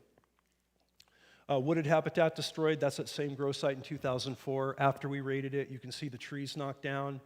You can see the water pollution. That was the diversion that GI and I saw first before we started down, the Narnia Trail into the first exposure to this cartel grow. And it was right below Henrico State Park, which really affected me personally, and I was furious because co-bordered this ranch where this grow site was, and obviously when I saw this level of destruction of everything I'm protecting now and grew up being inspired by, which we all in the room are so inspired by, and biblically we need to protect these great resources, this is what we were looking at. More pollution, don't know what concoction of poison that is, but it can't be good looking like that in a check dam. Animal and human snares, snares that catch you going through the brush. Sometimes they're cords, sometimes they're razor wire. This is one of our Belgian Malinois, a young dog that's now passed, little Beto, and he's in a snare in a grow that fortunately wasn't fatal. And I was on a mission up here. He was on a mission way up in Northern California, helping out a team, and sent me that picture from his cell phone right from the grow site to say, we're seeing more and more of these up there.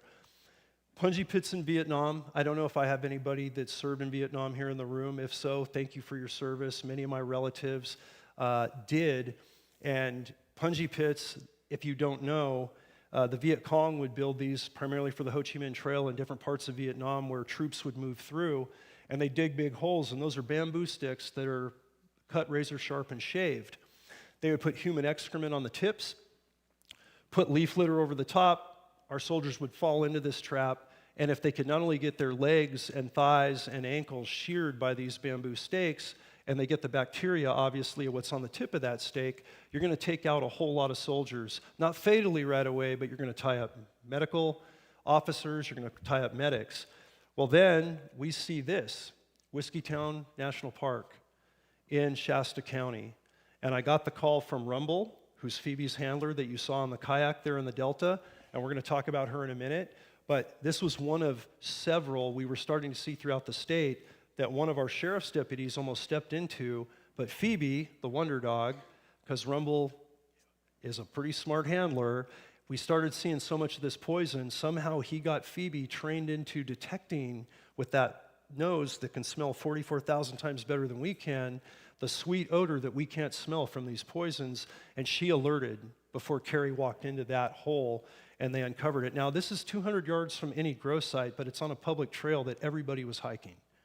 So these guys were putting that out there to injure, or worse, anyone that walked into it and stop any approach to the grow site, at least to get it undetected or give them the opportunity to get away. That changed the game from the standpoint of what we were going to equip for and look for on these operations. That's the shotgun that was trained on me with the second gunman that fortunately my sheriff's deputies dealt with appropriately, so I'm lucky and blessed to be here talking to you guys today. Pistols like we carry on duty. These are just body armor panels. Not your typical poachers. This is by Sequoia National Park just below it. Came off a hunter's trail camera. He was getting ready for bear and deer season, and that's not the bear or the deer he wanted to see before he went for his hunt. And a couple weeks later, we caught that grower and his partner. These are photos off his cell phone camera.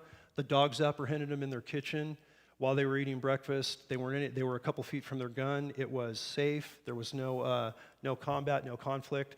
But that's not the guys we want to see in our national forest when we're hiking, backpacking, or when I, take my granddaughter on her first deer hunt, let's say, or fishing trip. Drought poison mountain lion, Loma Prieta, right here, right in a stone's throw. If we walk out of the church and we look straight up at Mount Umunhum and you see the big microwave box just below that. This was a collared lion from Santa Cruz County. It was being studied. It had a name, a Facebook profile, the whole 9 yards. And this was during, not the latest drought, but the one right before it. I'm going to say somewhere around 2014, 2015. And that lion's just thirsty, and he found a poly line full of water going to a grow that had the poisons in it. It was already pre-mixed before they were pumping it to the cannabis, and he just punctured it to get a drink, and his mortality collar, basically his telemetry collar, puts out a mortality signal when an animal doesn't move that's collared for about 8 hours. So the Santa Cruz biologists from Santa Cruz, UC Santa Cruz, hiked up there, and then they saw trails and drying racks, and they saw that they were going into a grow camp and went, oh no, red alert. They called us, we escorted them up there. The reason I put this slide in there, lions are protected in California, but that was the first time we actually could get a tissue sample and find out that carbofuran was still in the bloodstream, because that stuff dissipates. And when we can start showing endangered species, protected mammals dying from this stuff, you get a lot of traction legislatively on policy and everything else of not just only affecting humans, but affecting our wild critters as well. Keeping up with my slides on both ones here. Okay. Black bear mama sow just outside Yosemite Park. That's a 300, 400-pound black bear.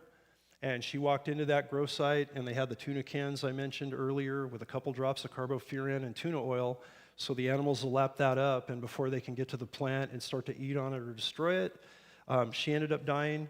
And her little sow, about 50 pounds, had ingested some carbofuran, but hadn't expired yet, panicked because mom wasn't responding. That tree branch is about 10 feet from the mother at the base of the tree. Now, not a pretty picture, but one thing that I find so unifying about this job and about this issue is regardless of political party, regardless of where we stand on the political spectrum, regardless of where we are on pro-cannabis, anti-cannabis, animal rights, preservationist, conservationist, hunt animals ethically, for management and consumption, nobody wants to see animals die this way of any type. It outrages everybody. I talk to so many animal rights groups, and I've talked to so many hunter conservation groups, and I've talked to grower groups. Actually, Northern California, Emerald Triangle grower groups that were outlaws that when we regulated in 2016, now they're going to try to get regulated, and they're not doing anything the cartels are doing. They're not doing the right thing by the law, but they're not using carbofuran, banned poisons. They're not stealing water. They love their wildlife. They love their water. They have a environmentally conscious message in the whole cannabis platform. But this gets a lot of attention and a lot of awareness, which we need. Behind Mount Hamilton, Lick Observatory. I know some people here in the valley know Lick Observatory over there toward Mount Hamilton. Right behind it, this is a grow site we took out with the sheriffs. That's a backpack sprayer full of carbofuran. Left picture, right picture, a golden eagle. He's killed the eagle that's coming in on the plants. That's to show off to his bosses. I took the thread out, and we didn't catch him, unfortunately, for a year because those were on his cell phones when myself and Sergeant Spagnola chased him through the woods and tackled him and got him in custody, and we found those pictures. He was wearing a backpack sprayer. We didn't know what was in it. Thankfully, it didn't burst or leak, but he was spraying plants in a similar grow site from where he had been the year before. Okay. You guys mind if I tell you a dog story? Kind of a special one. I talked Phoebe up. That's Phoebe right there.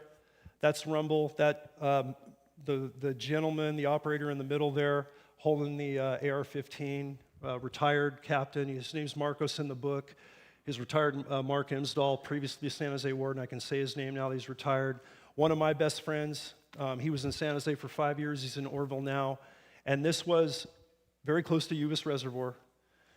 Croy Canyon, general area, down in that area. It's the second chapter in Hidden War, right before we got our full-time team in my new book, because this one was critical, because this was the first day we had the dog that we needed, and this was the first day that I physically would not be here today, backing up that amazing canine and her handler, Rumble, had she not got a bite apprehension on a bad guy that was pulling a Russian Torkurov pistol from his waistband while he was on the ground under the bite from Phoebe. I won't go into too many details, it's too elaborate, but that chapter blows the mind because that's when I realized we need these dogs on every mission. And that was the catalyst, because when this mission was done and we had caught these two guys, had a near fatal gunfight, Phoebe was really a happy dog because she had caught the bad guys and kept us safe. And yeah, the bad guys bit, and he's tore up a little bit. He's gonna hurt, but he's not dead. And I was making calls from that grow to our chief of patrol and to Rumble and Phoebe's boss up in Northern California, Mike Carrion, who was my mentor, like I mentioned. And I said, we need a team. We have had way too many near fatal gunfights with these guys because they don't want to give up. They're always armed, and this is a major, major problem. So there she is on the same mission, tongue's hanging out, she's found another gun, so she's very happy. Like any consummate professional, like everybody here, she's a perfectionist, so when she doesn't have a perfect day, she can get pretty pissy. She'll give her handler an attitude, she'll act out a little bit. Brian expects perfection from her, but this is a day that she was just perfect. She saved me, she saved the team, she found the gun, everything was good. And she would later become one of two, but our premier Met dog when we started the official marijuana enforcement team, and just went to town. You guys saw that picture before. She's a go-anywhere canine. We had her rappelling off. She's in and out of helicopters. Really, really good stuff. We were honored at the Capitol in 2017 in the Senate and the Assembly with a resolution award in both houses. The Senate gave the whole team award. The Assembly said, yeah, you guys did a good job, but that dog impressed us. So Canine Phoebe got her own resolution in the Assembly with just a blurb of us and the money and the numbers we put up. But here's the thing that was interesting about that. In 2016, we had just regulated cannabis recreationally and tightened up the medicinal laws under Proposition 64. The idea being that the black market was going to go away, we were going to eliminate that threat, we were going to put all that money from taxation and regulation and these dispensaries into environmental reclamation, education on cannabis use and abuse, and all these things. Well, that didn't happen. Because what we did, and I, for 2 years from the team's inception, talking to legislatures and the governor's aide, I said, we know marijuana regulation is coming in California. We're not contesting that. That's above my pay grade to decide what you're going to do with that. But don't take the bite out of these illegal trespass, private land, public land grow sites, especially against these cartels. Keep it a felony statute, okay?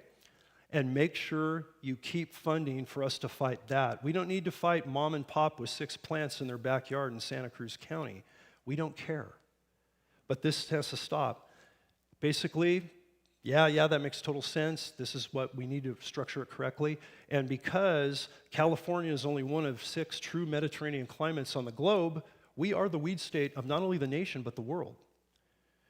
The best marijuana really is an industry standard, just like some of the best wine, like up in Napa Valley, is grown right here in California, and we could have regulated it in such a way that might have been exemplary. Unfortunately, we made it a misdemeanor to grow illegally. Whether you have over 6 plants or over 6,000 plants as a cartel grower, and you're putting carbofuran and you're putting punji pits out and you're gunning for dogs and gunning for people, it's a misdemeanor.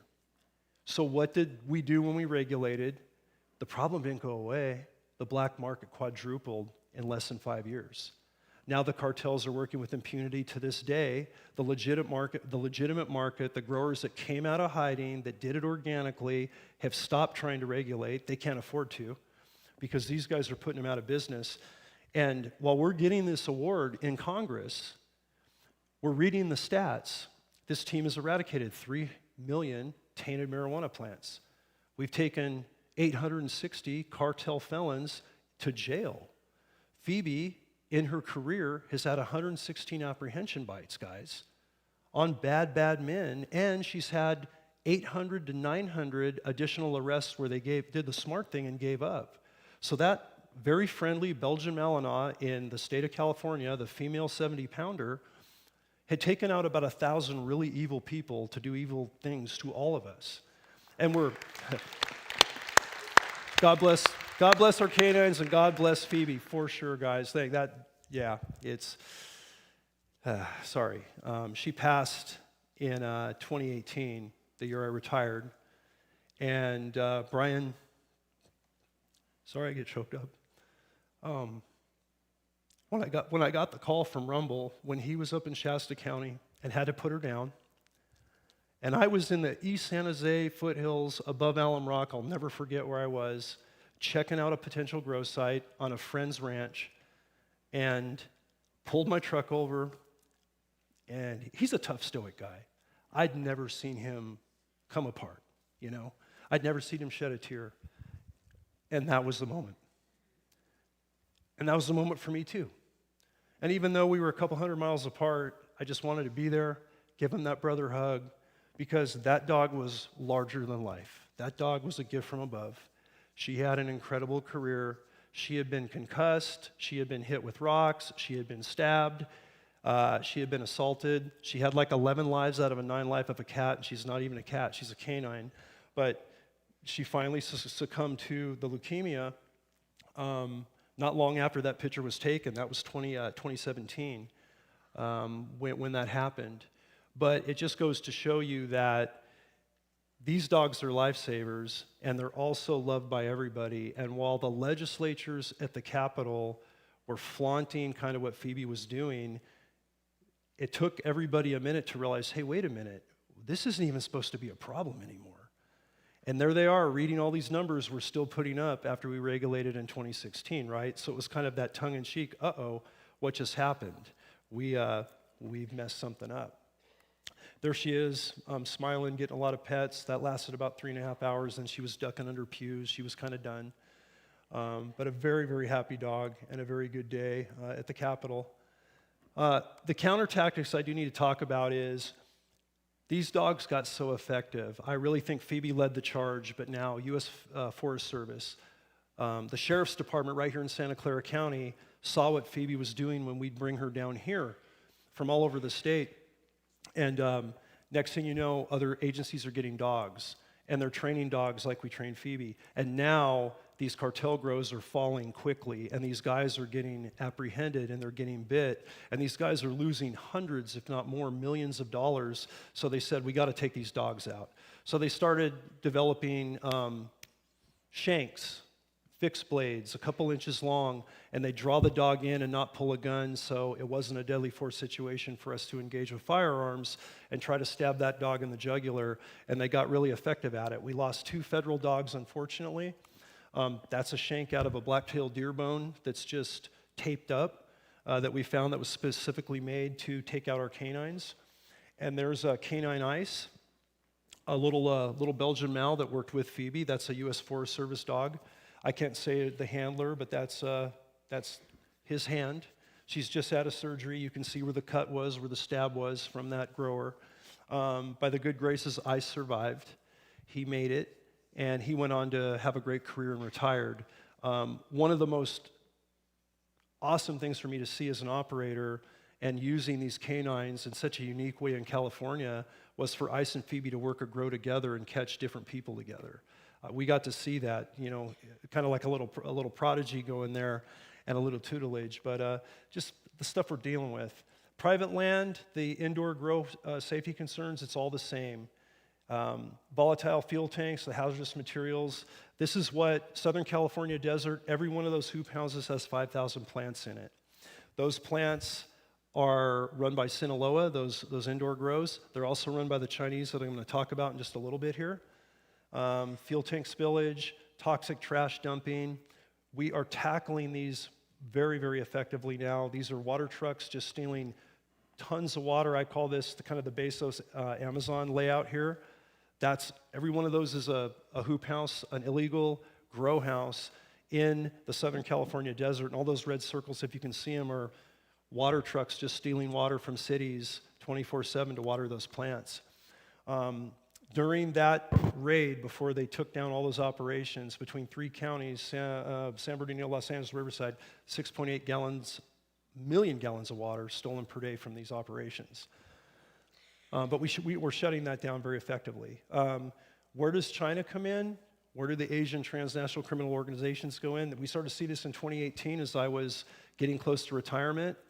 They're collaborating with the Mexican cartels, not just working together, excuse me, but they're working harmoniously.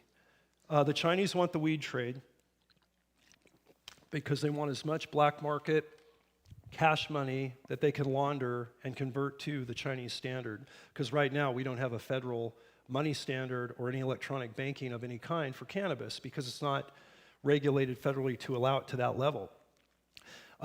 In exchange, the Chinese said, yeah, give us the weed trade, or most of it, and what we'll do is we'll provide the precursor chemicals that come from us for your fentanyl, for your P2P, which is called supermethamphetamine or known as. And the other thing we'll do is we'll launder your money. And every Mexican cartel for, let's take Jalisco New Generation, El Mecho, the leader that was taken out by Mexican forces with US intelligence just, 2 weeks ago now? That organization, multi-billion dollar organization, previously was paying 6% on every illegal dollar they made to launder their money into legitimate businesses, banking, whatever it might be. The Chinese said, let's try this. You work through our banking institutions, establish legitimate businesses, whether in China, America, or in Mexico, and we'll do it for 5%. And it worked really well. Now we'll do it for 4%. They're down to doing it for free. They're charging the Mexican cartels nothing to launder their money because they can do so much damage and get so rich and use us as the dumping ground, basically exploit America for gain on both sides. China doesn't have our best interests in hand. We all know that. And definitely the Mexican cartels don't, and they're a pretty good hammer for the Chinese. This link goes all the way to the point where it is suspected that if enough money is laundered on the Chinese side and they have enough wealth built up in America and back in China, they could change the worldwide standard to their currency, is what we've been told from DEA sources. So it just continues. The cartel playground right now, they're operating in every state. Obviously, under the new administration, I'm going to talk a little bit about in a minute, has really taken this on of what I've been trying to push for the better part of a decade, that this has to be a domestic #1 national priority. Proxy wars and the other things we're putting our efforts into, we've never really attacked this thing, as a priority head on as it affects our homeland. And fortunately, we're just starting to do that now. Remember that these cells are these Chinese groups, these Mexican organized crime groups are polycriminals. It's not just marijuana, it's not just fentanyl, it's not just methamphetamine, it's human trafficking, it's child sex trafficking, it's gun running, and we're not immune to it anywhere where we live.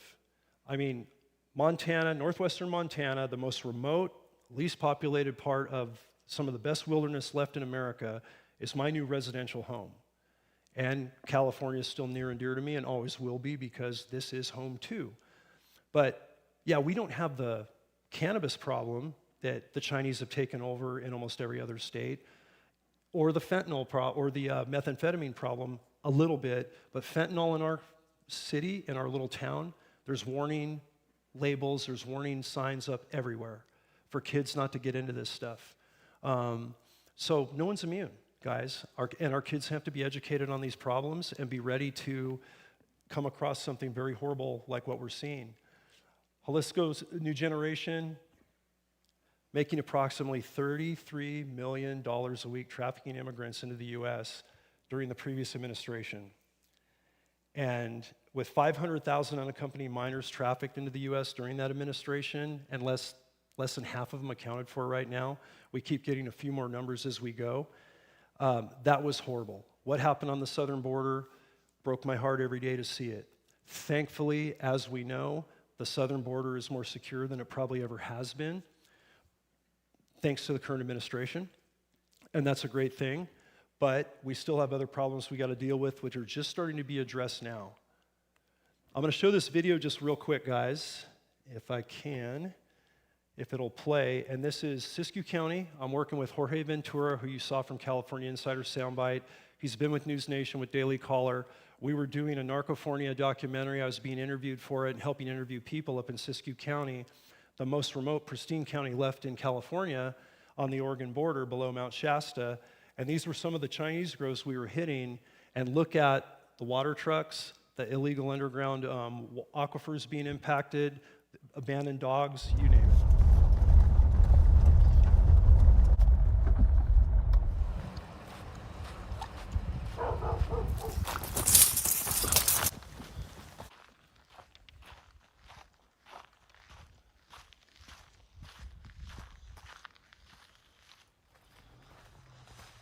That's a stolen water truck and a whole illegal well drilling operation going to get underground water.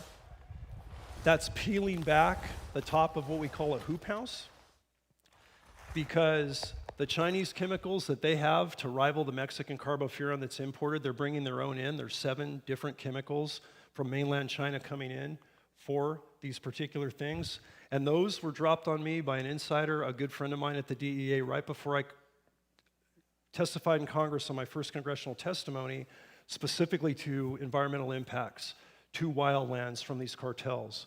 And same thing, nerve agents, antifungals, but this is what those poisons actually look like that we started to see in California first, and they're everywhere. And again, the collaboration between the Mexicans and the Chinese is why you're seeing these chemicals in the country. Just as deadly, hazmat protection equipment that the growers are wearing in those hoop houses. And while maybe they backed off on doing the big public land stuff and getting into the pristine waterways, this is a problem because it's concentrated. And when you see our officers peeling back the visqueen top of that hoop house, that's because the carbon monoxide and CO2 levels in that grow site, plus the concentrated poisons, they need to be kind of evaporated. They need to be aired out a little bit. Private land grow threats, this is what we've got. Same type of deal in these rural communities. Shasta, Siskiyou County. Tucker Carlson has a documentary on the TCN network, specifically of the Chinese triads doing the same stuff there in Maine. We've been out to teach in Michigan, Pennsylvania, Oklahoma, Oregon, southwestern states, because this is where they're coming into play very, very heavily right now. Now, this is something that's near and dear when we, and just absolutely infuriating, is when we were doing that documentary in Siskiyou County, we ran across a woman that had she'd become a dog rescuer of grow site dogs. Because these Chinese grow sites, they would bring these dogs from back east, train them to be kind of defense dogs of the grow site, attack dogs of a rival, grower next door or whatever. And if they didn't work, those growers would just abandon these dogs.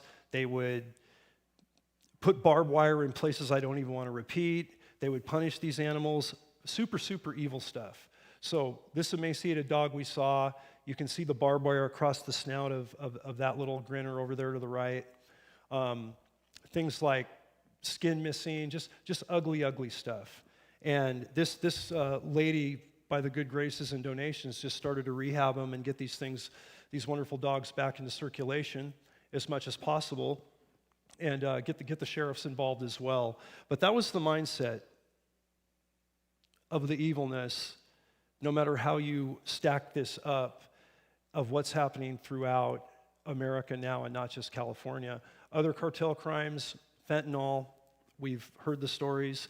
I can say right now, because of a lot of aggression offshore on the panga boats out of Venezuela, fentanyl deaths are down. They're by no means gone, but we were losing 100,000 Americans to fentanyl per year as recently as a year ago.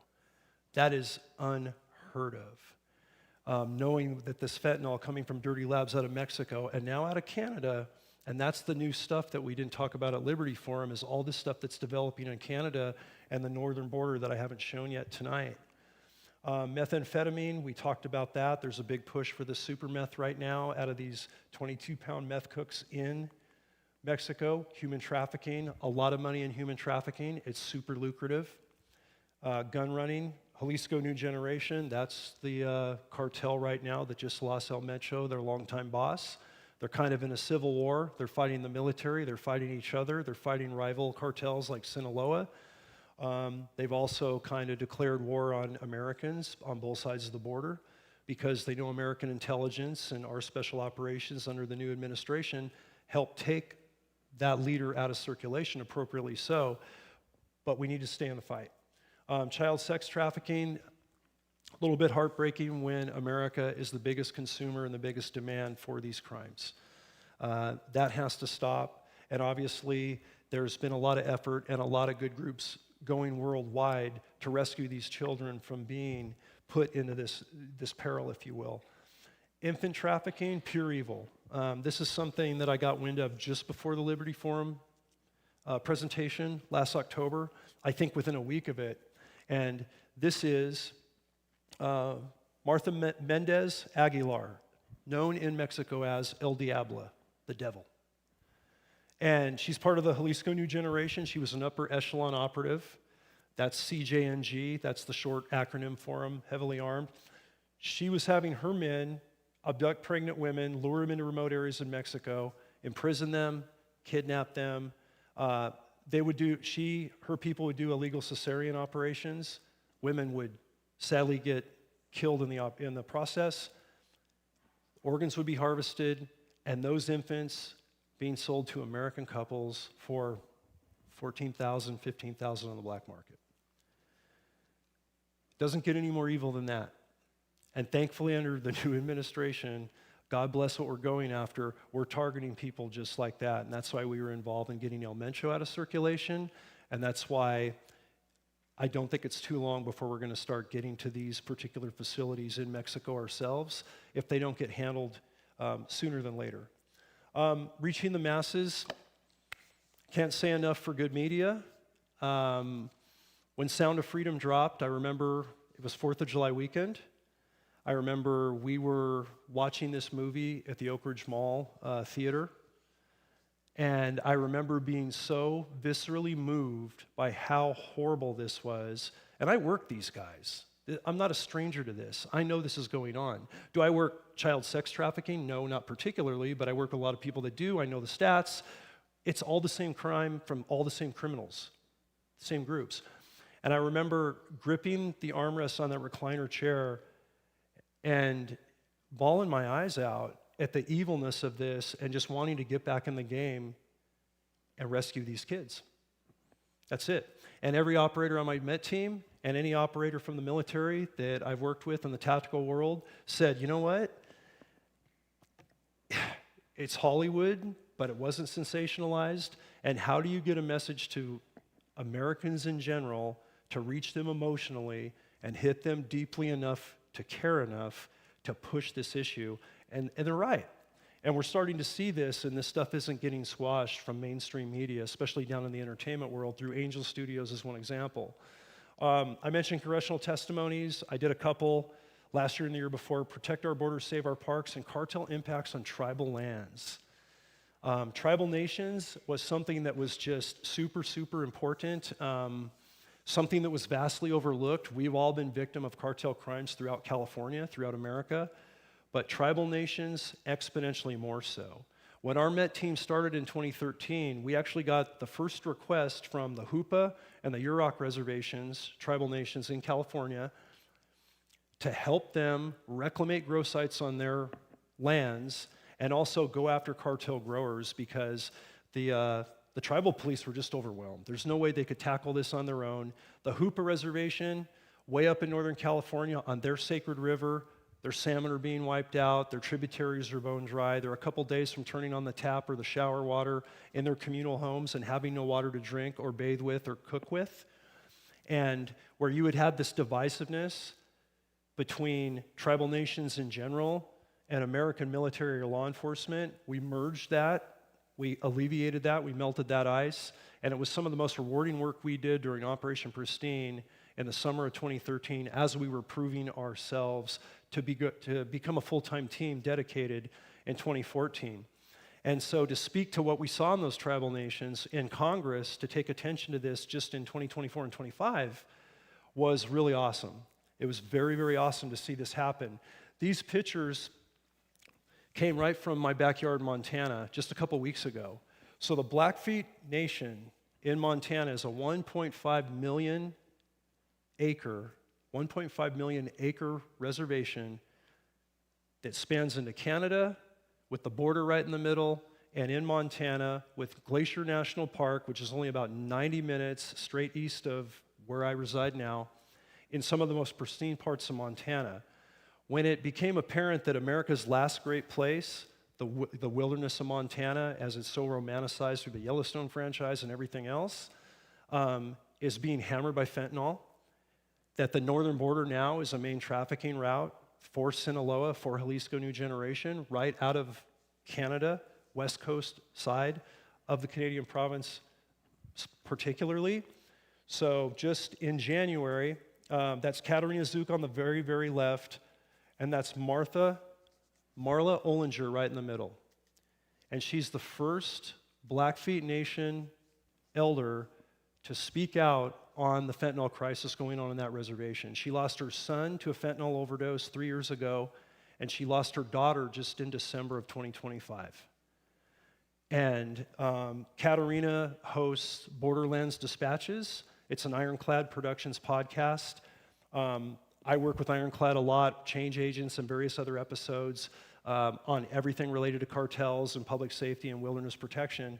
So we're with Marla there, and those are her two nephews in the picture on the right, working cowboys, ranching, and the fentanyl trafficking going through that reservation on a largely the most unprotected, vast border I've ever seen in our country.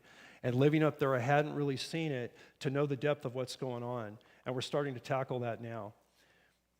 Now, if I can get that to play, this is in Andy Stump's helicopter when we're doing some change agent filming for a 4-part documentary series that we just worked on last month.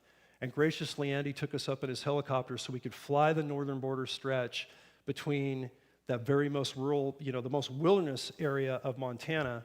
I hope this will play. There it goes.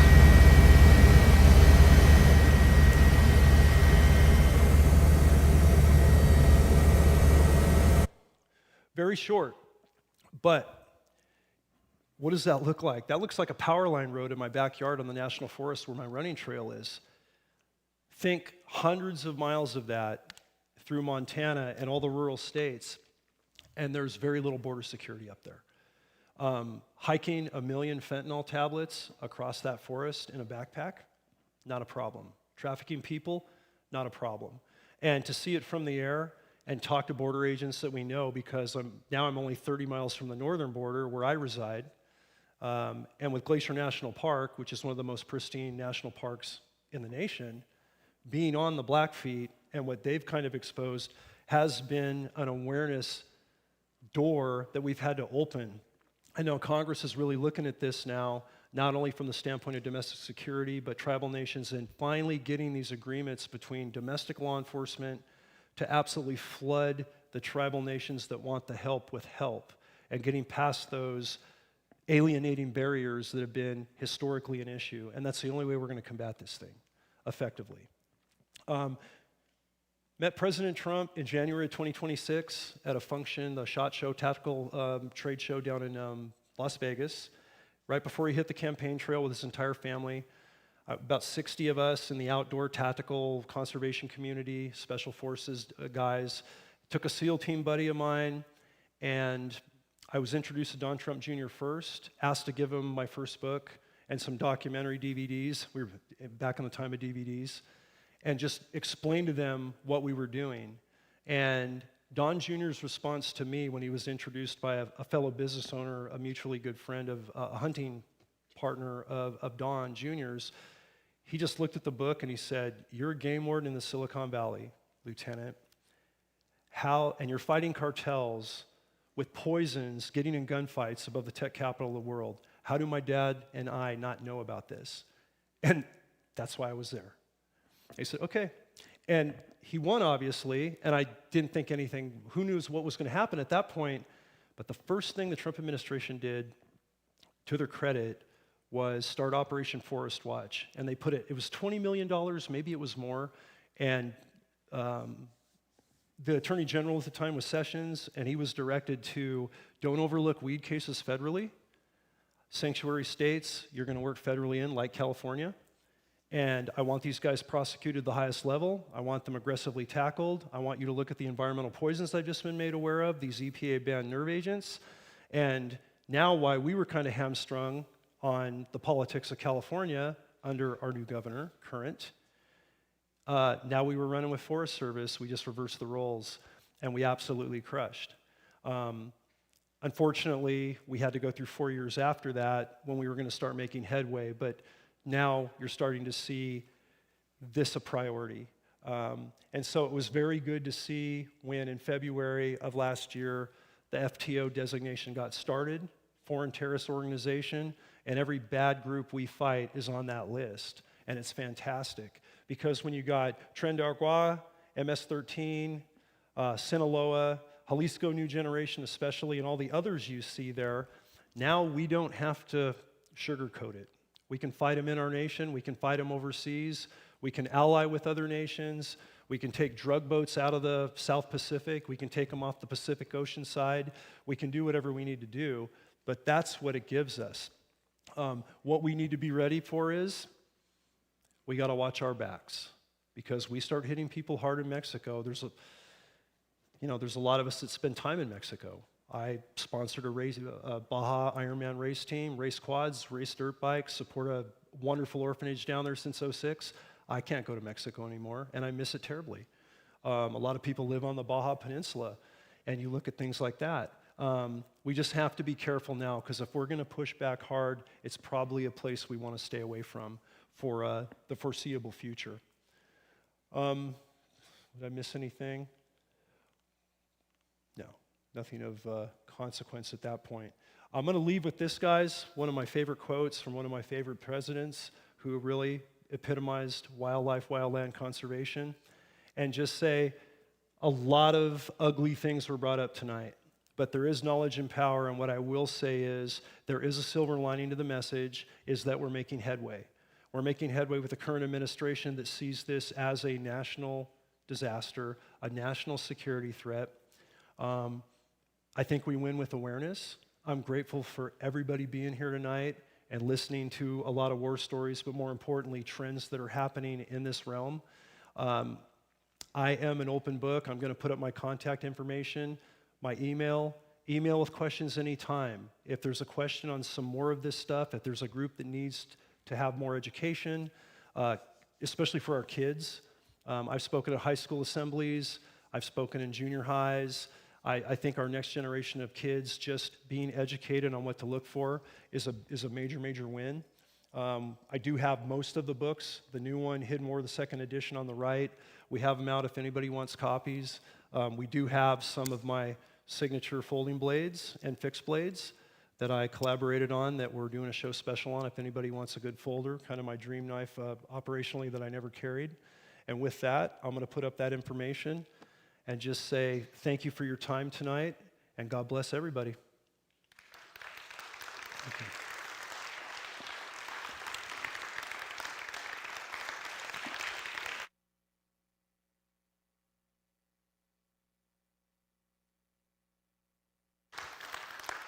Thanks, brother.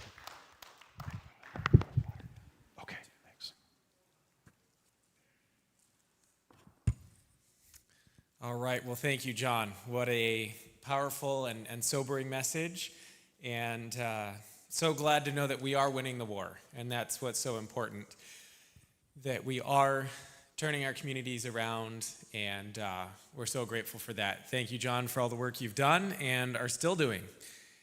And thank you all for coming and for listening. We'll have John back in just a couple minutes for Q&A, but I wanted to take a moment to thank those that give. You know, it does take funds in order to run a ministry like this, to have the website, to have our tech stack, in order to cover AV needs, in order to bring in these great speakers.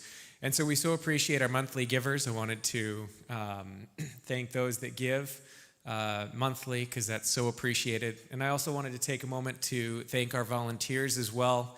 They're so faithful to be here and to set up and tear down, provide a great VIP spread, welcome in our speakers. And so it's a great, very appreciated to have our great team of volunteers, as well as the church for hosting as well. Big thanks to our AV tech lead for getting all this up and running. Big thanks to him. John had a lot of videos and things, and so that was awesome as well. So the ushers are going to come forward to take an offering, and we appreciate your giving, and we appreciate all those who do give as well. Our next event is going to be on April, hang on a second. Our next event is on April 12th. That is going to be a special one. That is Dr. James Lindsay, if you may be familiar with him. He has done a lot of speaking with Turning Point USA, was also very close with Charlie Kirk. That is Dr. James Lindsay. He's going to be speaking on the education system and all those sorts of things. He'll also be speaking with Kelly Shankowski. She is a local homeschool mom that has done all sorts of research on the school system, how we can protect our children, how we can protect other children. And her and James will be speaking together. They're very close friends.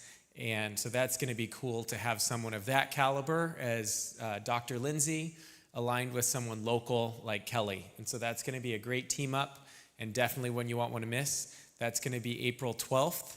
And of course, we'll have the VIP ahead of time at 4:45. So please register for that one. Share that info with your friends. And John's going to come back up for a Q&A. It looks like he ran out to his table real quick. But John, if we could get you back up here. I don't know if you can hear me from the lobby.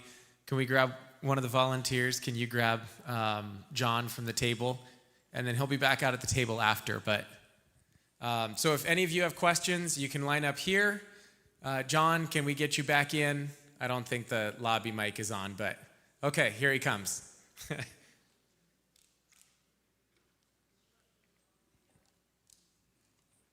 Okay, here he comes.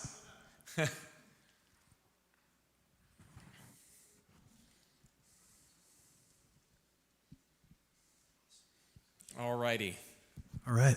All right, let's start right off here. Sir. Thank you so much. What? Oh. There we go.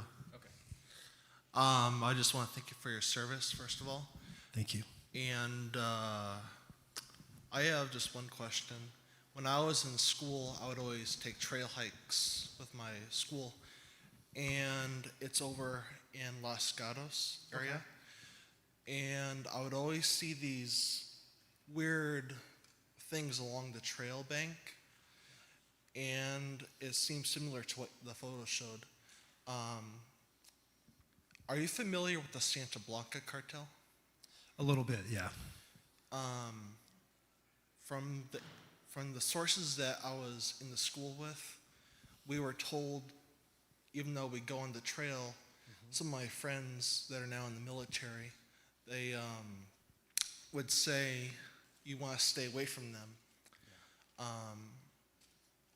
So my question entails, if someone like myself were to take a trail that they've done all their life, because my friends, because they're local, they would always take that. Yeah. What would the best approach, besides taking a photo like you mentioned, like what is the best way to be equipped with, not just mentally, but also other scenarios if you encounter one of the cartels? Yeah, it's a really good question. The question was, what's the best method or mindset to deal with a cartel encounter, especially on like a trail you're very familiar with? Yes. The biggest thing is have an escape route and have a plan ahead of time. Okay.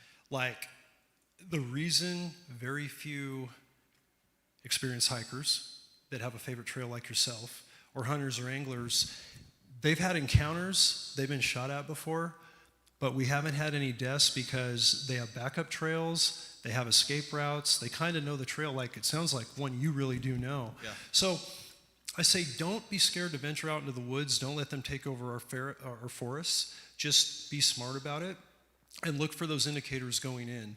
Because if a cartel is working a particular trail, especially during harvest time, you're going to see signs of it.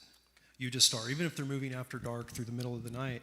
And have an escape route. And I mean, I can't say have an illegal weapon in case you have to defend your life, but right now California is being a lot more positive in the realm of concealed carry permits. I'm not advocating doing that without training and without mindset, but being a trained young man with a firearm to defend yourself if that's your last resort, and heaven forbid it has to get to that.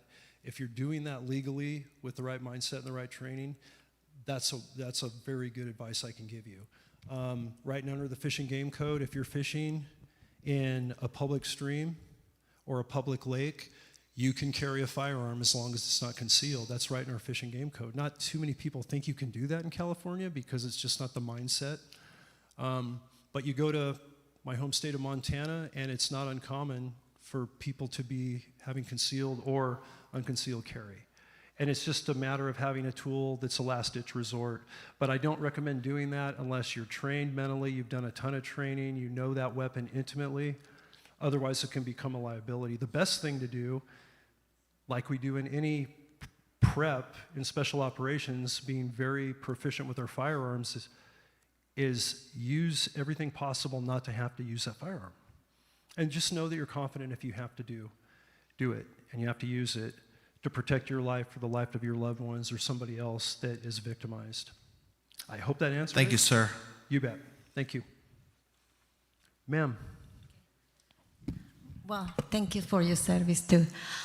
I mean, that problem, it hurts a lot because my family lives in Mexico. Okay. And then, so since 2009 is when, I don't know if you are familiar, when the Fast and Furious program by Obama, who empowered more the narcos, given all these weapons, and he has been using all the criminal area. When the latest happened, when in Mencho, so it's a lot of theories that are going around about they killed him. So they want him alive, but they kill him during the transportation to the medical service, is Right. what I hear. Yeah. And then a lot of theories, they say, because he had a lot of names or politicians, Democrats, politicians in California and business, who they were laundering the money. So what do you think, is that true? Or if it's, because they're coming, I mean, a lot of these theories I'm reading for journalists, independent journalists, they are saying that. Yeah, and if I understand your question right, it's the danger that independent journalists are in down there? Well, the independent journalists, they say, El Mencho had a lot of names about Democrats, politicians, and Yeah. from Mexico, names. They are related with the cartels. Yes. So it's one of the reasons, because they killed him before he gave it the names to the new administration. That's an excellent topic, and I know several independent journalists that I work very closely with, Kat being one of them that you saw up there. I just did a project with her. And yeah, there were a lot of people on the payroll to what you just described. And the money is, where the money is going, of who was being paid off, it was military officials, it was judges, it was certain politicians in a certain demographic, and they would be paying a lot of money annually, obviously to keep things at the status quo for the benefit of the CG&G cartel. And Mencho did it for a lot of years under that yoke. We pressured it to a point where, from our administration, that we needed to stop that, and we weren't going to wait to see it stopped. We wouldn't necessarily go in and fight on the ground, but we were going to use our intelligence, our technology, and a really savvy special operations community that we have on the military side to locate that individual and deal with it. And I really think there just wasn't a choice. There had to be support from their military down there, because regardless of the corruption, from the top all the way down at various different levels, they didn't have a choice. And that's unfortunately the role we're going to have to take if we're going to stop this threat, especially as it harms us. Especially it harms us as Americans. So to your point, yes, a lot of that, I believe, is factual. Yep, you bet. Sir. Hello. Thank you for your service, and thank you to the Lord for keeping you alive. How? Thank you. Yeah. When did you become a Christian? And what's the greatest thing you've seen God do for you in your work? You know, I was raised with faith, but I wouldn't say I ever overtly. Faith is faith, and I've always believed in the power of God. I've always believed in crossroads I've had, a couple that I've described tonight, And I mean, talk about the blessings I was very fortunate to receive to go the right direction, to go into this career path. Because I didn't really go into it in detail because there was so much I covered tonight. And I thank you guys all for your patience because it was a lot. But he has a plan for us, every one of us. We just don't necessarily see it. And I think when I was young, I remember being very motivated, very driven, trying to be what I was told a good Christian was, but not seeing the full picture.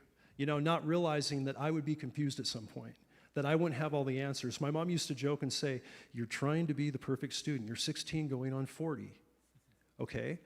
Be a kid and make mistakes. Question some things. And then the older I got, the more gray things got. It wasn't a black and white solution. And that's when I really prayed a lot. I didn't pray a lot before that. But that's when I really reflected, and the woods are my church, from that mantra that Dad and Mom and the grandparents, I would be in Coe Park. Coop's been there. I would be on a solo run, doing a trail run, and that's where I would feel God's message the most, because there was no noise. There was no distractions. There was no, physical human demands on me, academically, professionally, emotionally, relationship-wise, and just give it to the Lord. Just say that prayer. And I really believe that's why I met that game warden.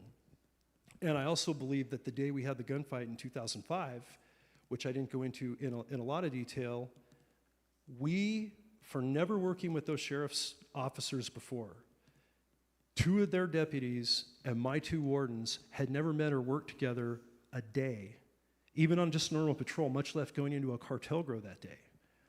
And yet, while we were trained similarly, we weren't trained the same tactically. We didn't have radio communication. And when all heck broke loose during that gunfight, everybody was exactly where they were supposed to be. It was almost like there was some help. You know, I know when I was scanning with my weapon, I know what I saw and what I heard when my partner dropped. I just felt something push me, move left, start looking, wait, move right again. And we hadn't trained that way. We weren't a tactical unit yet. We had tactical training, but we were not to the level nearly enough for something like we encountered. And that was because I think my prayers were rewarded, because I really put it in God's hands. And we all believe in, there's different levels of faith in my world of professional operations. And some officers might be stronger Christians than others. Some might not be Christians at all. But I'll tell you what, after that day, we had believers on every level of it. And when we come back together, it's like, man, God was good that day, because we had everything going against us. Not enough medical equipment. We didn't have radio communication. We were too small of a team. We had downhill. They had uphill advantage. It was absolutely not a scenario we should have gotten out of with just one shot fired from a bad guy. So I hope that answers the question, a little bit.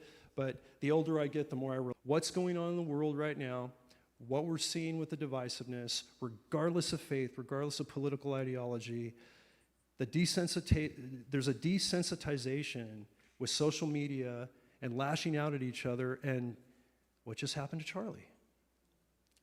For what? We need God more than we've ever needed God that I've been alive. Amen. Right? Yep. None of us have the answers, but we're not gonna make any headway in this cartel fight and everything else we're dealing with in this world that's evil without God's help. Great question. Wow. Sir. Yeah, so I got a kind of like a 2-part question. My primary question is, when marijuana is sourced from, for example, a dispensary, yeah, is the likelihood of it being highly toxic severely minimized, or is the danger of that greater than we're generally told? And my next question is, has the effect on the environment been minimized either A, by the legalization, or at least statewide, or B, by the black market being less profitable as a result of the legalization? Both really good questions. Let me try to answer your first one. Well, let's go to the second one. Has the environmental impacts been minimized by regulation? No. Sadly, it hasn't, because we just regulated poorly. If we had kept it a felony like we talked about a little earlier, we would have squashed this and then put the boots on the ground. We wouldn't have eliminated it at all by a complete means, but we would have significantly reduced it. And my whole thing is, I'm a realist. Obviously, there is demand for these drugs worldwide. There is demands, as horrible as it is, for this child sex trade. And as long as there's a demand, evil people are gonna provide that demand. They're gonna fulfill it, and they're gonna make massive profits over it. But I look at the marijuana continuum as probably the least damaging. When you take the poisons out of it, and you look at everything with fentanyl deaths, and you look at methamphetamine and things like that, the least impact's gonna come from marijuana unless it's got carbofuran on it. But the environmental impacts, nothing's gonna do as much damage as the illegal weed trade. And it's happening in dispensaries that have illegal weed coming into them because they're obviously putting out poison products to consumers. It happens on all those rural grows and indoor grows where they're stealing water. It's the biggest environmental crime I ever saw in my whole 28-plus year career, and people just weren't aware of it from that level. And you had another question. Yeah, the question was related to the toxicity of what you showed us is sprayed on the plants. Yeah. Is that regulated or minimized when it goes through a dispensary, or is it still not safe? Good question. Dispensaries are regulated to a level that there is a purity standard. They can be tested anytime. It's seed to sale traced through barcodes with cannabis products on the legal market. There's a DEM, they call it a dragonfly certification, and legal growers I know up in Northern California that used to be outlaws are certified to that level where it is ultra organic. They have to restore the environment in the process. That's kind of their standard. Dispensaries just can't show inorganics, but the problem with some of the dispensaries right now is they're getting so run out on profits, they're going underground. They're having to go underground and bring in black market weed just to keep their doors open in many parts of the country because the cartels are just outproducing them, they're undercutting them on price. Dispensaries have so many requirements and so much money and so many permits that are required that very few can stay open right now in California. So the California regulated cannabis trade as a whole on the dispensary level, there is some corruption in it. And the worst part about it is, regardless of where you sit on the continuum, is they're going under and they're just giving the market to the cartels, sadly. Thank you. Hope that answered it. You bet. Thank you. Sir, my Uvas partner. There you go. How you doing, sir? All right.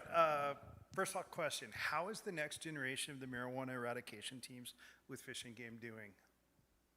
Are they just as good as you guys are? It's a good question, and it's interesting because I always forget. I feel like I was running that team 2 years ago, and it's been 8 now. Yeah, that's how it's amazing getting fast. old, isn't it?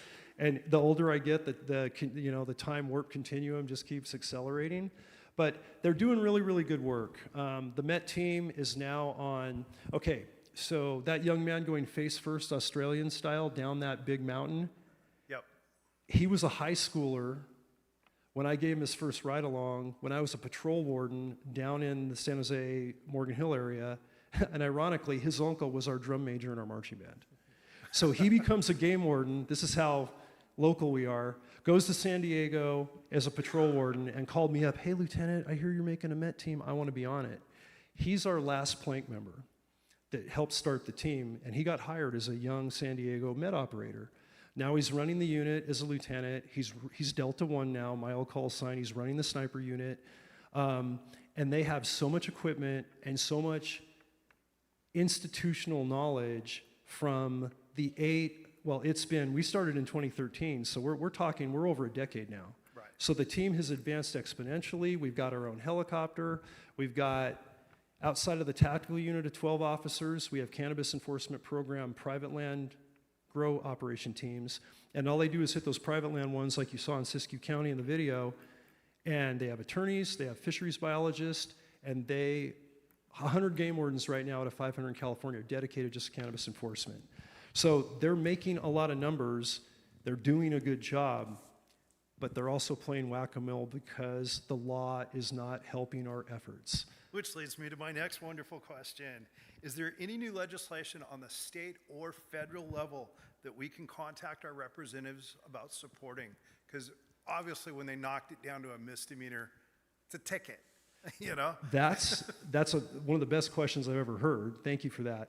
Number two, there have been many suggested ballot additions to just restructure Prop 64 to a felony again, and not make it a misdemeanor, and then I forgot to say it's an infraction right now for a juvenile cartel grower. Current governor isn't looking at those. They're getting them batted right down, but if we get a good governor coming up, and we've talked about his name absolutely, and that Riverside sheriff, those pictures and doing work with him and knowing that amazing man, you're going to see a big push to change this. Now, where it goes with the Assembly and the Senate and everything else, but I think if we lead that charge and change the law, that will make a humongous dent. All right. That'll change the game and put morale into this group that I used to work for. To your point, it's a good suggestion, and that's what I would do. Call and encourage that. Absolutely. And are state and federal prosecutors going with collateral charges? Like, obviously, there is a collateral charge for poisoning a waterway or using a banned EPA chemical. Now, granted, they're not, it's kind of like mail fraud. It's not a glorious one, but some of these have some teeth. Are we going after them? That's an excellent question. The only way our prosecutors are even prosecuting a cartel marijuana case is if you have water pollution. The EPA banned poison like carbofuran, 374, I believe, subsection C, it's a felony to possess and use that. And those human trafficking, illegal guns, that's how we're making our marijuana cases. Okay, so because those are obviously illegal to do. And then you start going after major criminal penalties and you shut an organization down. And in some cases, just one step further, is we've gotten some upper echelon of the Asian kind of grow bosses up in Siskiyou County, but only a few, because there just isn't personnel to do it, but that's how we do it. Okay, now, a couple more questions. Real quick, I know I'm firing them hard off. Is there anything a normal person can do to help restore some of these habitats that have been destroyed by these multinational grow organizations? Yeah, there's reclamation groups popping up. IERC that I showed up there, contact them. We're getting civilian groups trained in hazmat equipment to go in and actually reclamate grow sites. And the other thing I can say is push this message as far and wide as you can. Spread it wherever you can. I can fill in the cracks wherever needed. And fire up more calls to the governor's office. We need to change this law. We should be if we're going to regulate cannabis, we should be a good example of the world, not a self-defeating one. But to your point, that would be the best way. Absolutely. And last, they're all good. What do we do if we are like out hiking and suspect a grow operation? We kind of talked a little bit before. I'm the assistant chief of the U.S. Volunteer Fire Department. Chapter 1 of his book actually occurred out on my fire department's first due area. Yeah. So we have to practice. People think, oh, firefighter. No, we have to know what to do in case this happens. I want everybody to know if they think that, they're out, see it, but they see signs, they smell something. Right. Obviously, this isn't a 911 type of a call. Who should we contact? Contact Department of Fish and Wildlife here in California. Our cannabis enforcement program called CalTip line. Mm-hmm.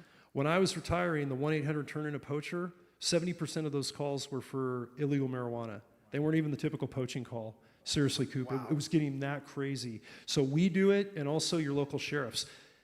Right now in Santa Clara County, all that old guard I write about with all those call signs, there really isn't a marijuana eradication team in Santa Clara County anymore. They're kind of just a generalized narcotics team under just how they're spread out. You can try to get help from them. I'm not disparaging because Santa Clara's got a great agency. They just don't have the bodies for that right now. But you can call our group, and we're funded for it. And we're going to find it, and we're going to attack it environmentally, or we're going to get some help to do it. So that would be my best bet, especially in California. That was 1-800-CAL-TIP? Yeah. There you go. Thanks. 1-800-CAL-TIP. Thanks, man. Great questions. Sir. You asked a couple of the questions I was thinking of asking, but they're great. I mean, efficiency. it must be frustrating to risk your life to go out there and find these cartel growers. What is the punishment that they get? And I think you kind of answered it. Is there any punishment that they get when they're captured or when you capture them? They're, up until recently, no. If we capture them and we have a lot of felonies, we're going to get them put away for a long time and prosecuted for felonies, especially crimes against people, poisoning, water pollution, human trafficking. Now that we've designated these groups as FTOs, foreign terrorist organizations, now we can go back into doing the deportable felon status, and ICE can work with impunity throughout California. A sanctuary state can't keep us out anymore. So before sanctuary state started, if we arrested a cartel grower and we ran him on the international, like Interpol tracking or NCRIC or any of these little different tracking groups we have, 9 times out of 10, every grower we would arrest, dog apprehend ourselves, whatever, was a deportable felon. They had murder, they had sex crimes, they had narcotics trafficking in Mexico or somewhere else in the world. So immediately they're going to get deported. Mexican authorities would get wind of them. They would go through that process and they would get shoveled out of here, not to do any time in our courts. Then we were starting to arrest deportable felons that weren't getting deported and trying to prosecute them for any felonies we can. But the way we're doing it now with the FTO designation, we're going to start to make a dent, but we have to have the felonies to do it. Yeah. And one other thing, I learned that a friend of Gavin Newsom's has a very large pot farm in the Central Valley. We saw the ICE agents raiding that, and the What a guys throwing surprise. rocks. The question is, if they're growing marijuana legally and in large scale in Central Valley, how does the cartel see that? Because doesn't that kind of compete for their business? If it's truly a legal grow, it really doesn't compete with their business, because that super farm that's in the Central Valley, the millions and millions of dollars just to get that to operate and under all the regulation permits, water purity, all those things, the cartel is outproducing and outselling however big that farm is 100 to 1, because they have no licensing, they're not on the grid of taxation, they're not on the grid of environmental purity, they don't have permits to go through. A regulated grower in California jumps through ridiculous amount of hoops. They really do. I mean, it actually dissuades somebody from trying to do it right. And that's why the legitimate market, no matter how big, how small, how many millions or billions of dollars you throw at these dispensaries or these big groups, they're slowly eroding to where they're going to just have to give up the business and get out of it. So no, unfortunately not. A legal grower cannot sustain financially or stay in it for nutrition for a long haul against the cartels right now, not with the way the law is structured. Okay, thank you. Thank You're you for welcome. your Good service, questions. and Thank you. Sorry for the loss of your K9. Oh man, thanks. She's a All special one. Thank you. Two quick closing questions. One is, how can you explain this to youth, like scouts, high school age, kids, both the dangers of the wildlands and the dangers of the drugs, without instilling fear? And then the second question is, can you sort of compare and contrast these cartel cells, the cartel growing cells, with some of the Muslim terror cells that we were talking about sort of in the green room? Excellent. I'll start with number one. How do you tell kids, how do you educate kids to make good choices, not fear-based, with, say, tainted cannabis or whatever, just cannabis in general? And I'm going to cite an example. I remember there was the valedictorian of a high school in Mendocino County that reached out to me when I think we were a year of having the team, and she got a hold of me as the outreach lieutenant with the team and said, can I interview you for a paper I'm writing, and can you come talk to my group, my class? Mendocino County, I mean, it was on the coast. I mean, that's basically the Emerald Triangle, right? It's just a way of life. There's a large percentage of cannabis consumers up there. And I said, one thing I'm not gonna do as a law enforcement officer is walk into a high school or an assembly and say, just say no, drugs are bad, don't do marijuana, I just go in with no judgment. I said, guys, I am not here to change your lives. What you're going to do, you're a teenager, you're going to experiment, you're under peer pressure, you're trying to fit in. I get all that. I just want to show you some pictures. I want to tell you some stories about what I've been through and what I know. And you are smart kids. You can think ahead, you can plan ahead, and I'm going to just tell you what I know. And I show a lot of what I just showed you guys, a lot of the same slides. And I go, look at these poisons. Look what it does to wildlife. I said, so, if you're going to experiment with cannabis at a party, or you already are, it's not my place to say don't do that. But what I will encourage you not to do is basically incentivize and support the group that put this stuff out into the forest, because you're ingesting a nerve agent, and a bunch of water got stolen in the process of whatever you used at that party, and who knows how many animals were killed. Maybe a guy shot at my dog, you know. And again, just know what you're doing and where it's coming from. And right now, I can't even say dispensary weed is pure because of what's happening with bad laws. So just make good choices. That's really the best, response I can give. And ironically, while this valedictorian, this young lady had never wanted to touch the stuff, she had 10 or 11 classmates that said, you know what? After that, I don't need to do that stuff. It's not worth it. I don't need to smoke weed. It's too dangerous. I'm not going to do it. I'll think about alcohol. I'm not going to, they know fentanyl. One pill is a death sentence. It's not even a poison high. So that's been really effective, Coop, I think, is the best way, is breaking that barrier. No judgment, just education, and then get some youth in the fight. Second question, what are the parallels? These guys basically could be the flip side of the same coin. When you look at the cartels and you look at radicalized Islamic terrorist groups, remember we talked about the patron saints. We talked about the mindset that these folks, if they keep a candle burning, they pray to Santa Muerte, that they're insulated and they're actually blessed to do their criminal activity. Does that sound much different from a radicalized Islam that wants to kill infidels and is going to go to their version of heaven and joy and everything else? It doesn't. It's really one and the same. It's a money-making operation, but just as much, it's a sanctioned operation based on the deity and the religion that they aspire to. So they're parallel. And we also know that hundreds of terrorist, Islamic-based, on the terrorist watch list made it across the border in the last administration. And we know they're here.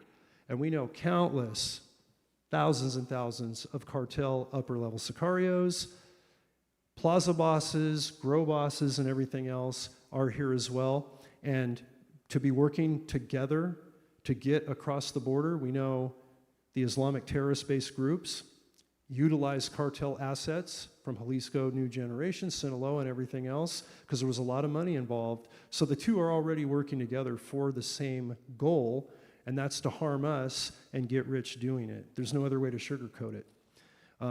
So yeah, they're two peas from the same pod. Thank you so much, John. Thanks, guys. Thank you. Closing words or anything? Just again, thank you, guys. Be safe out there. God bless you. And you have my contact information if I can help in any way. It's been an absolute honor tonight. Thank you so much. Thank you, John. And I'll close us out in prayer. Be sure to go to John's table, buy a few books, buy books as gifts. Easter's coming up, so if you need a good Easter gift, you can grab one of those knives, take a few of them. They're really cool, yeah. And be sure to check those out. I'll close us out in prayer. Lord, thank you so much that we could gather here this evening. Thank you for the sobering, enlightening message that John provided this evening. We pray that we would continue to make progress on this war. Please protect those who are fighting this front line. Please keep them safe as they keep us safe and your creation safe. We pray that we would take these things away soberly but not fearfully, and that we would be able to apply them to our hearts and lives so that we'd be prepared and take shelter in case of any danger in front of us, Lord, please. In Jesus' name, amen.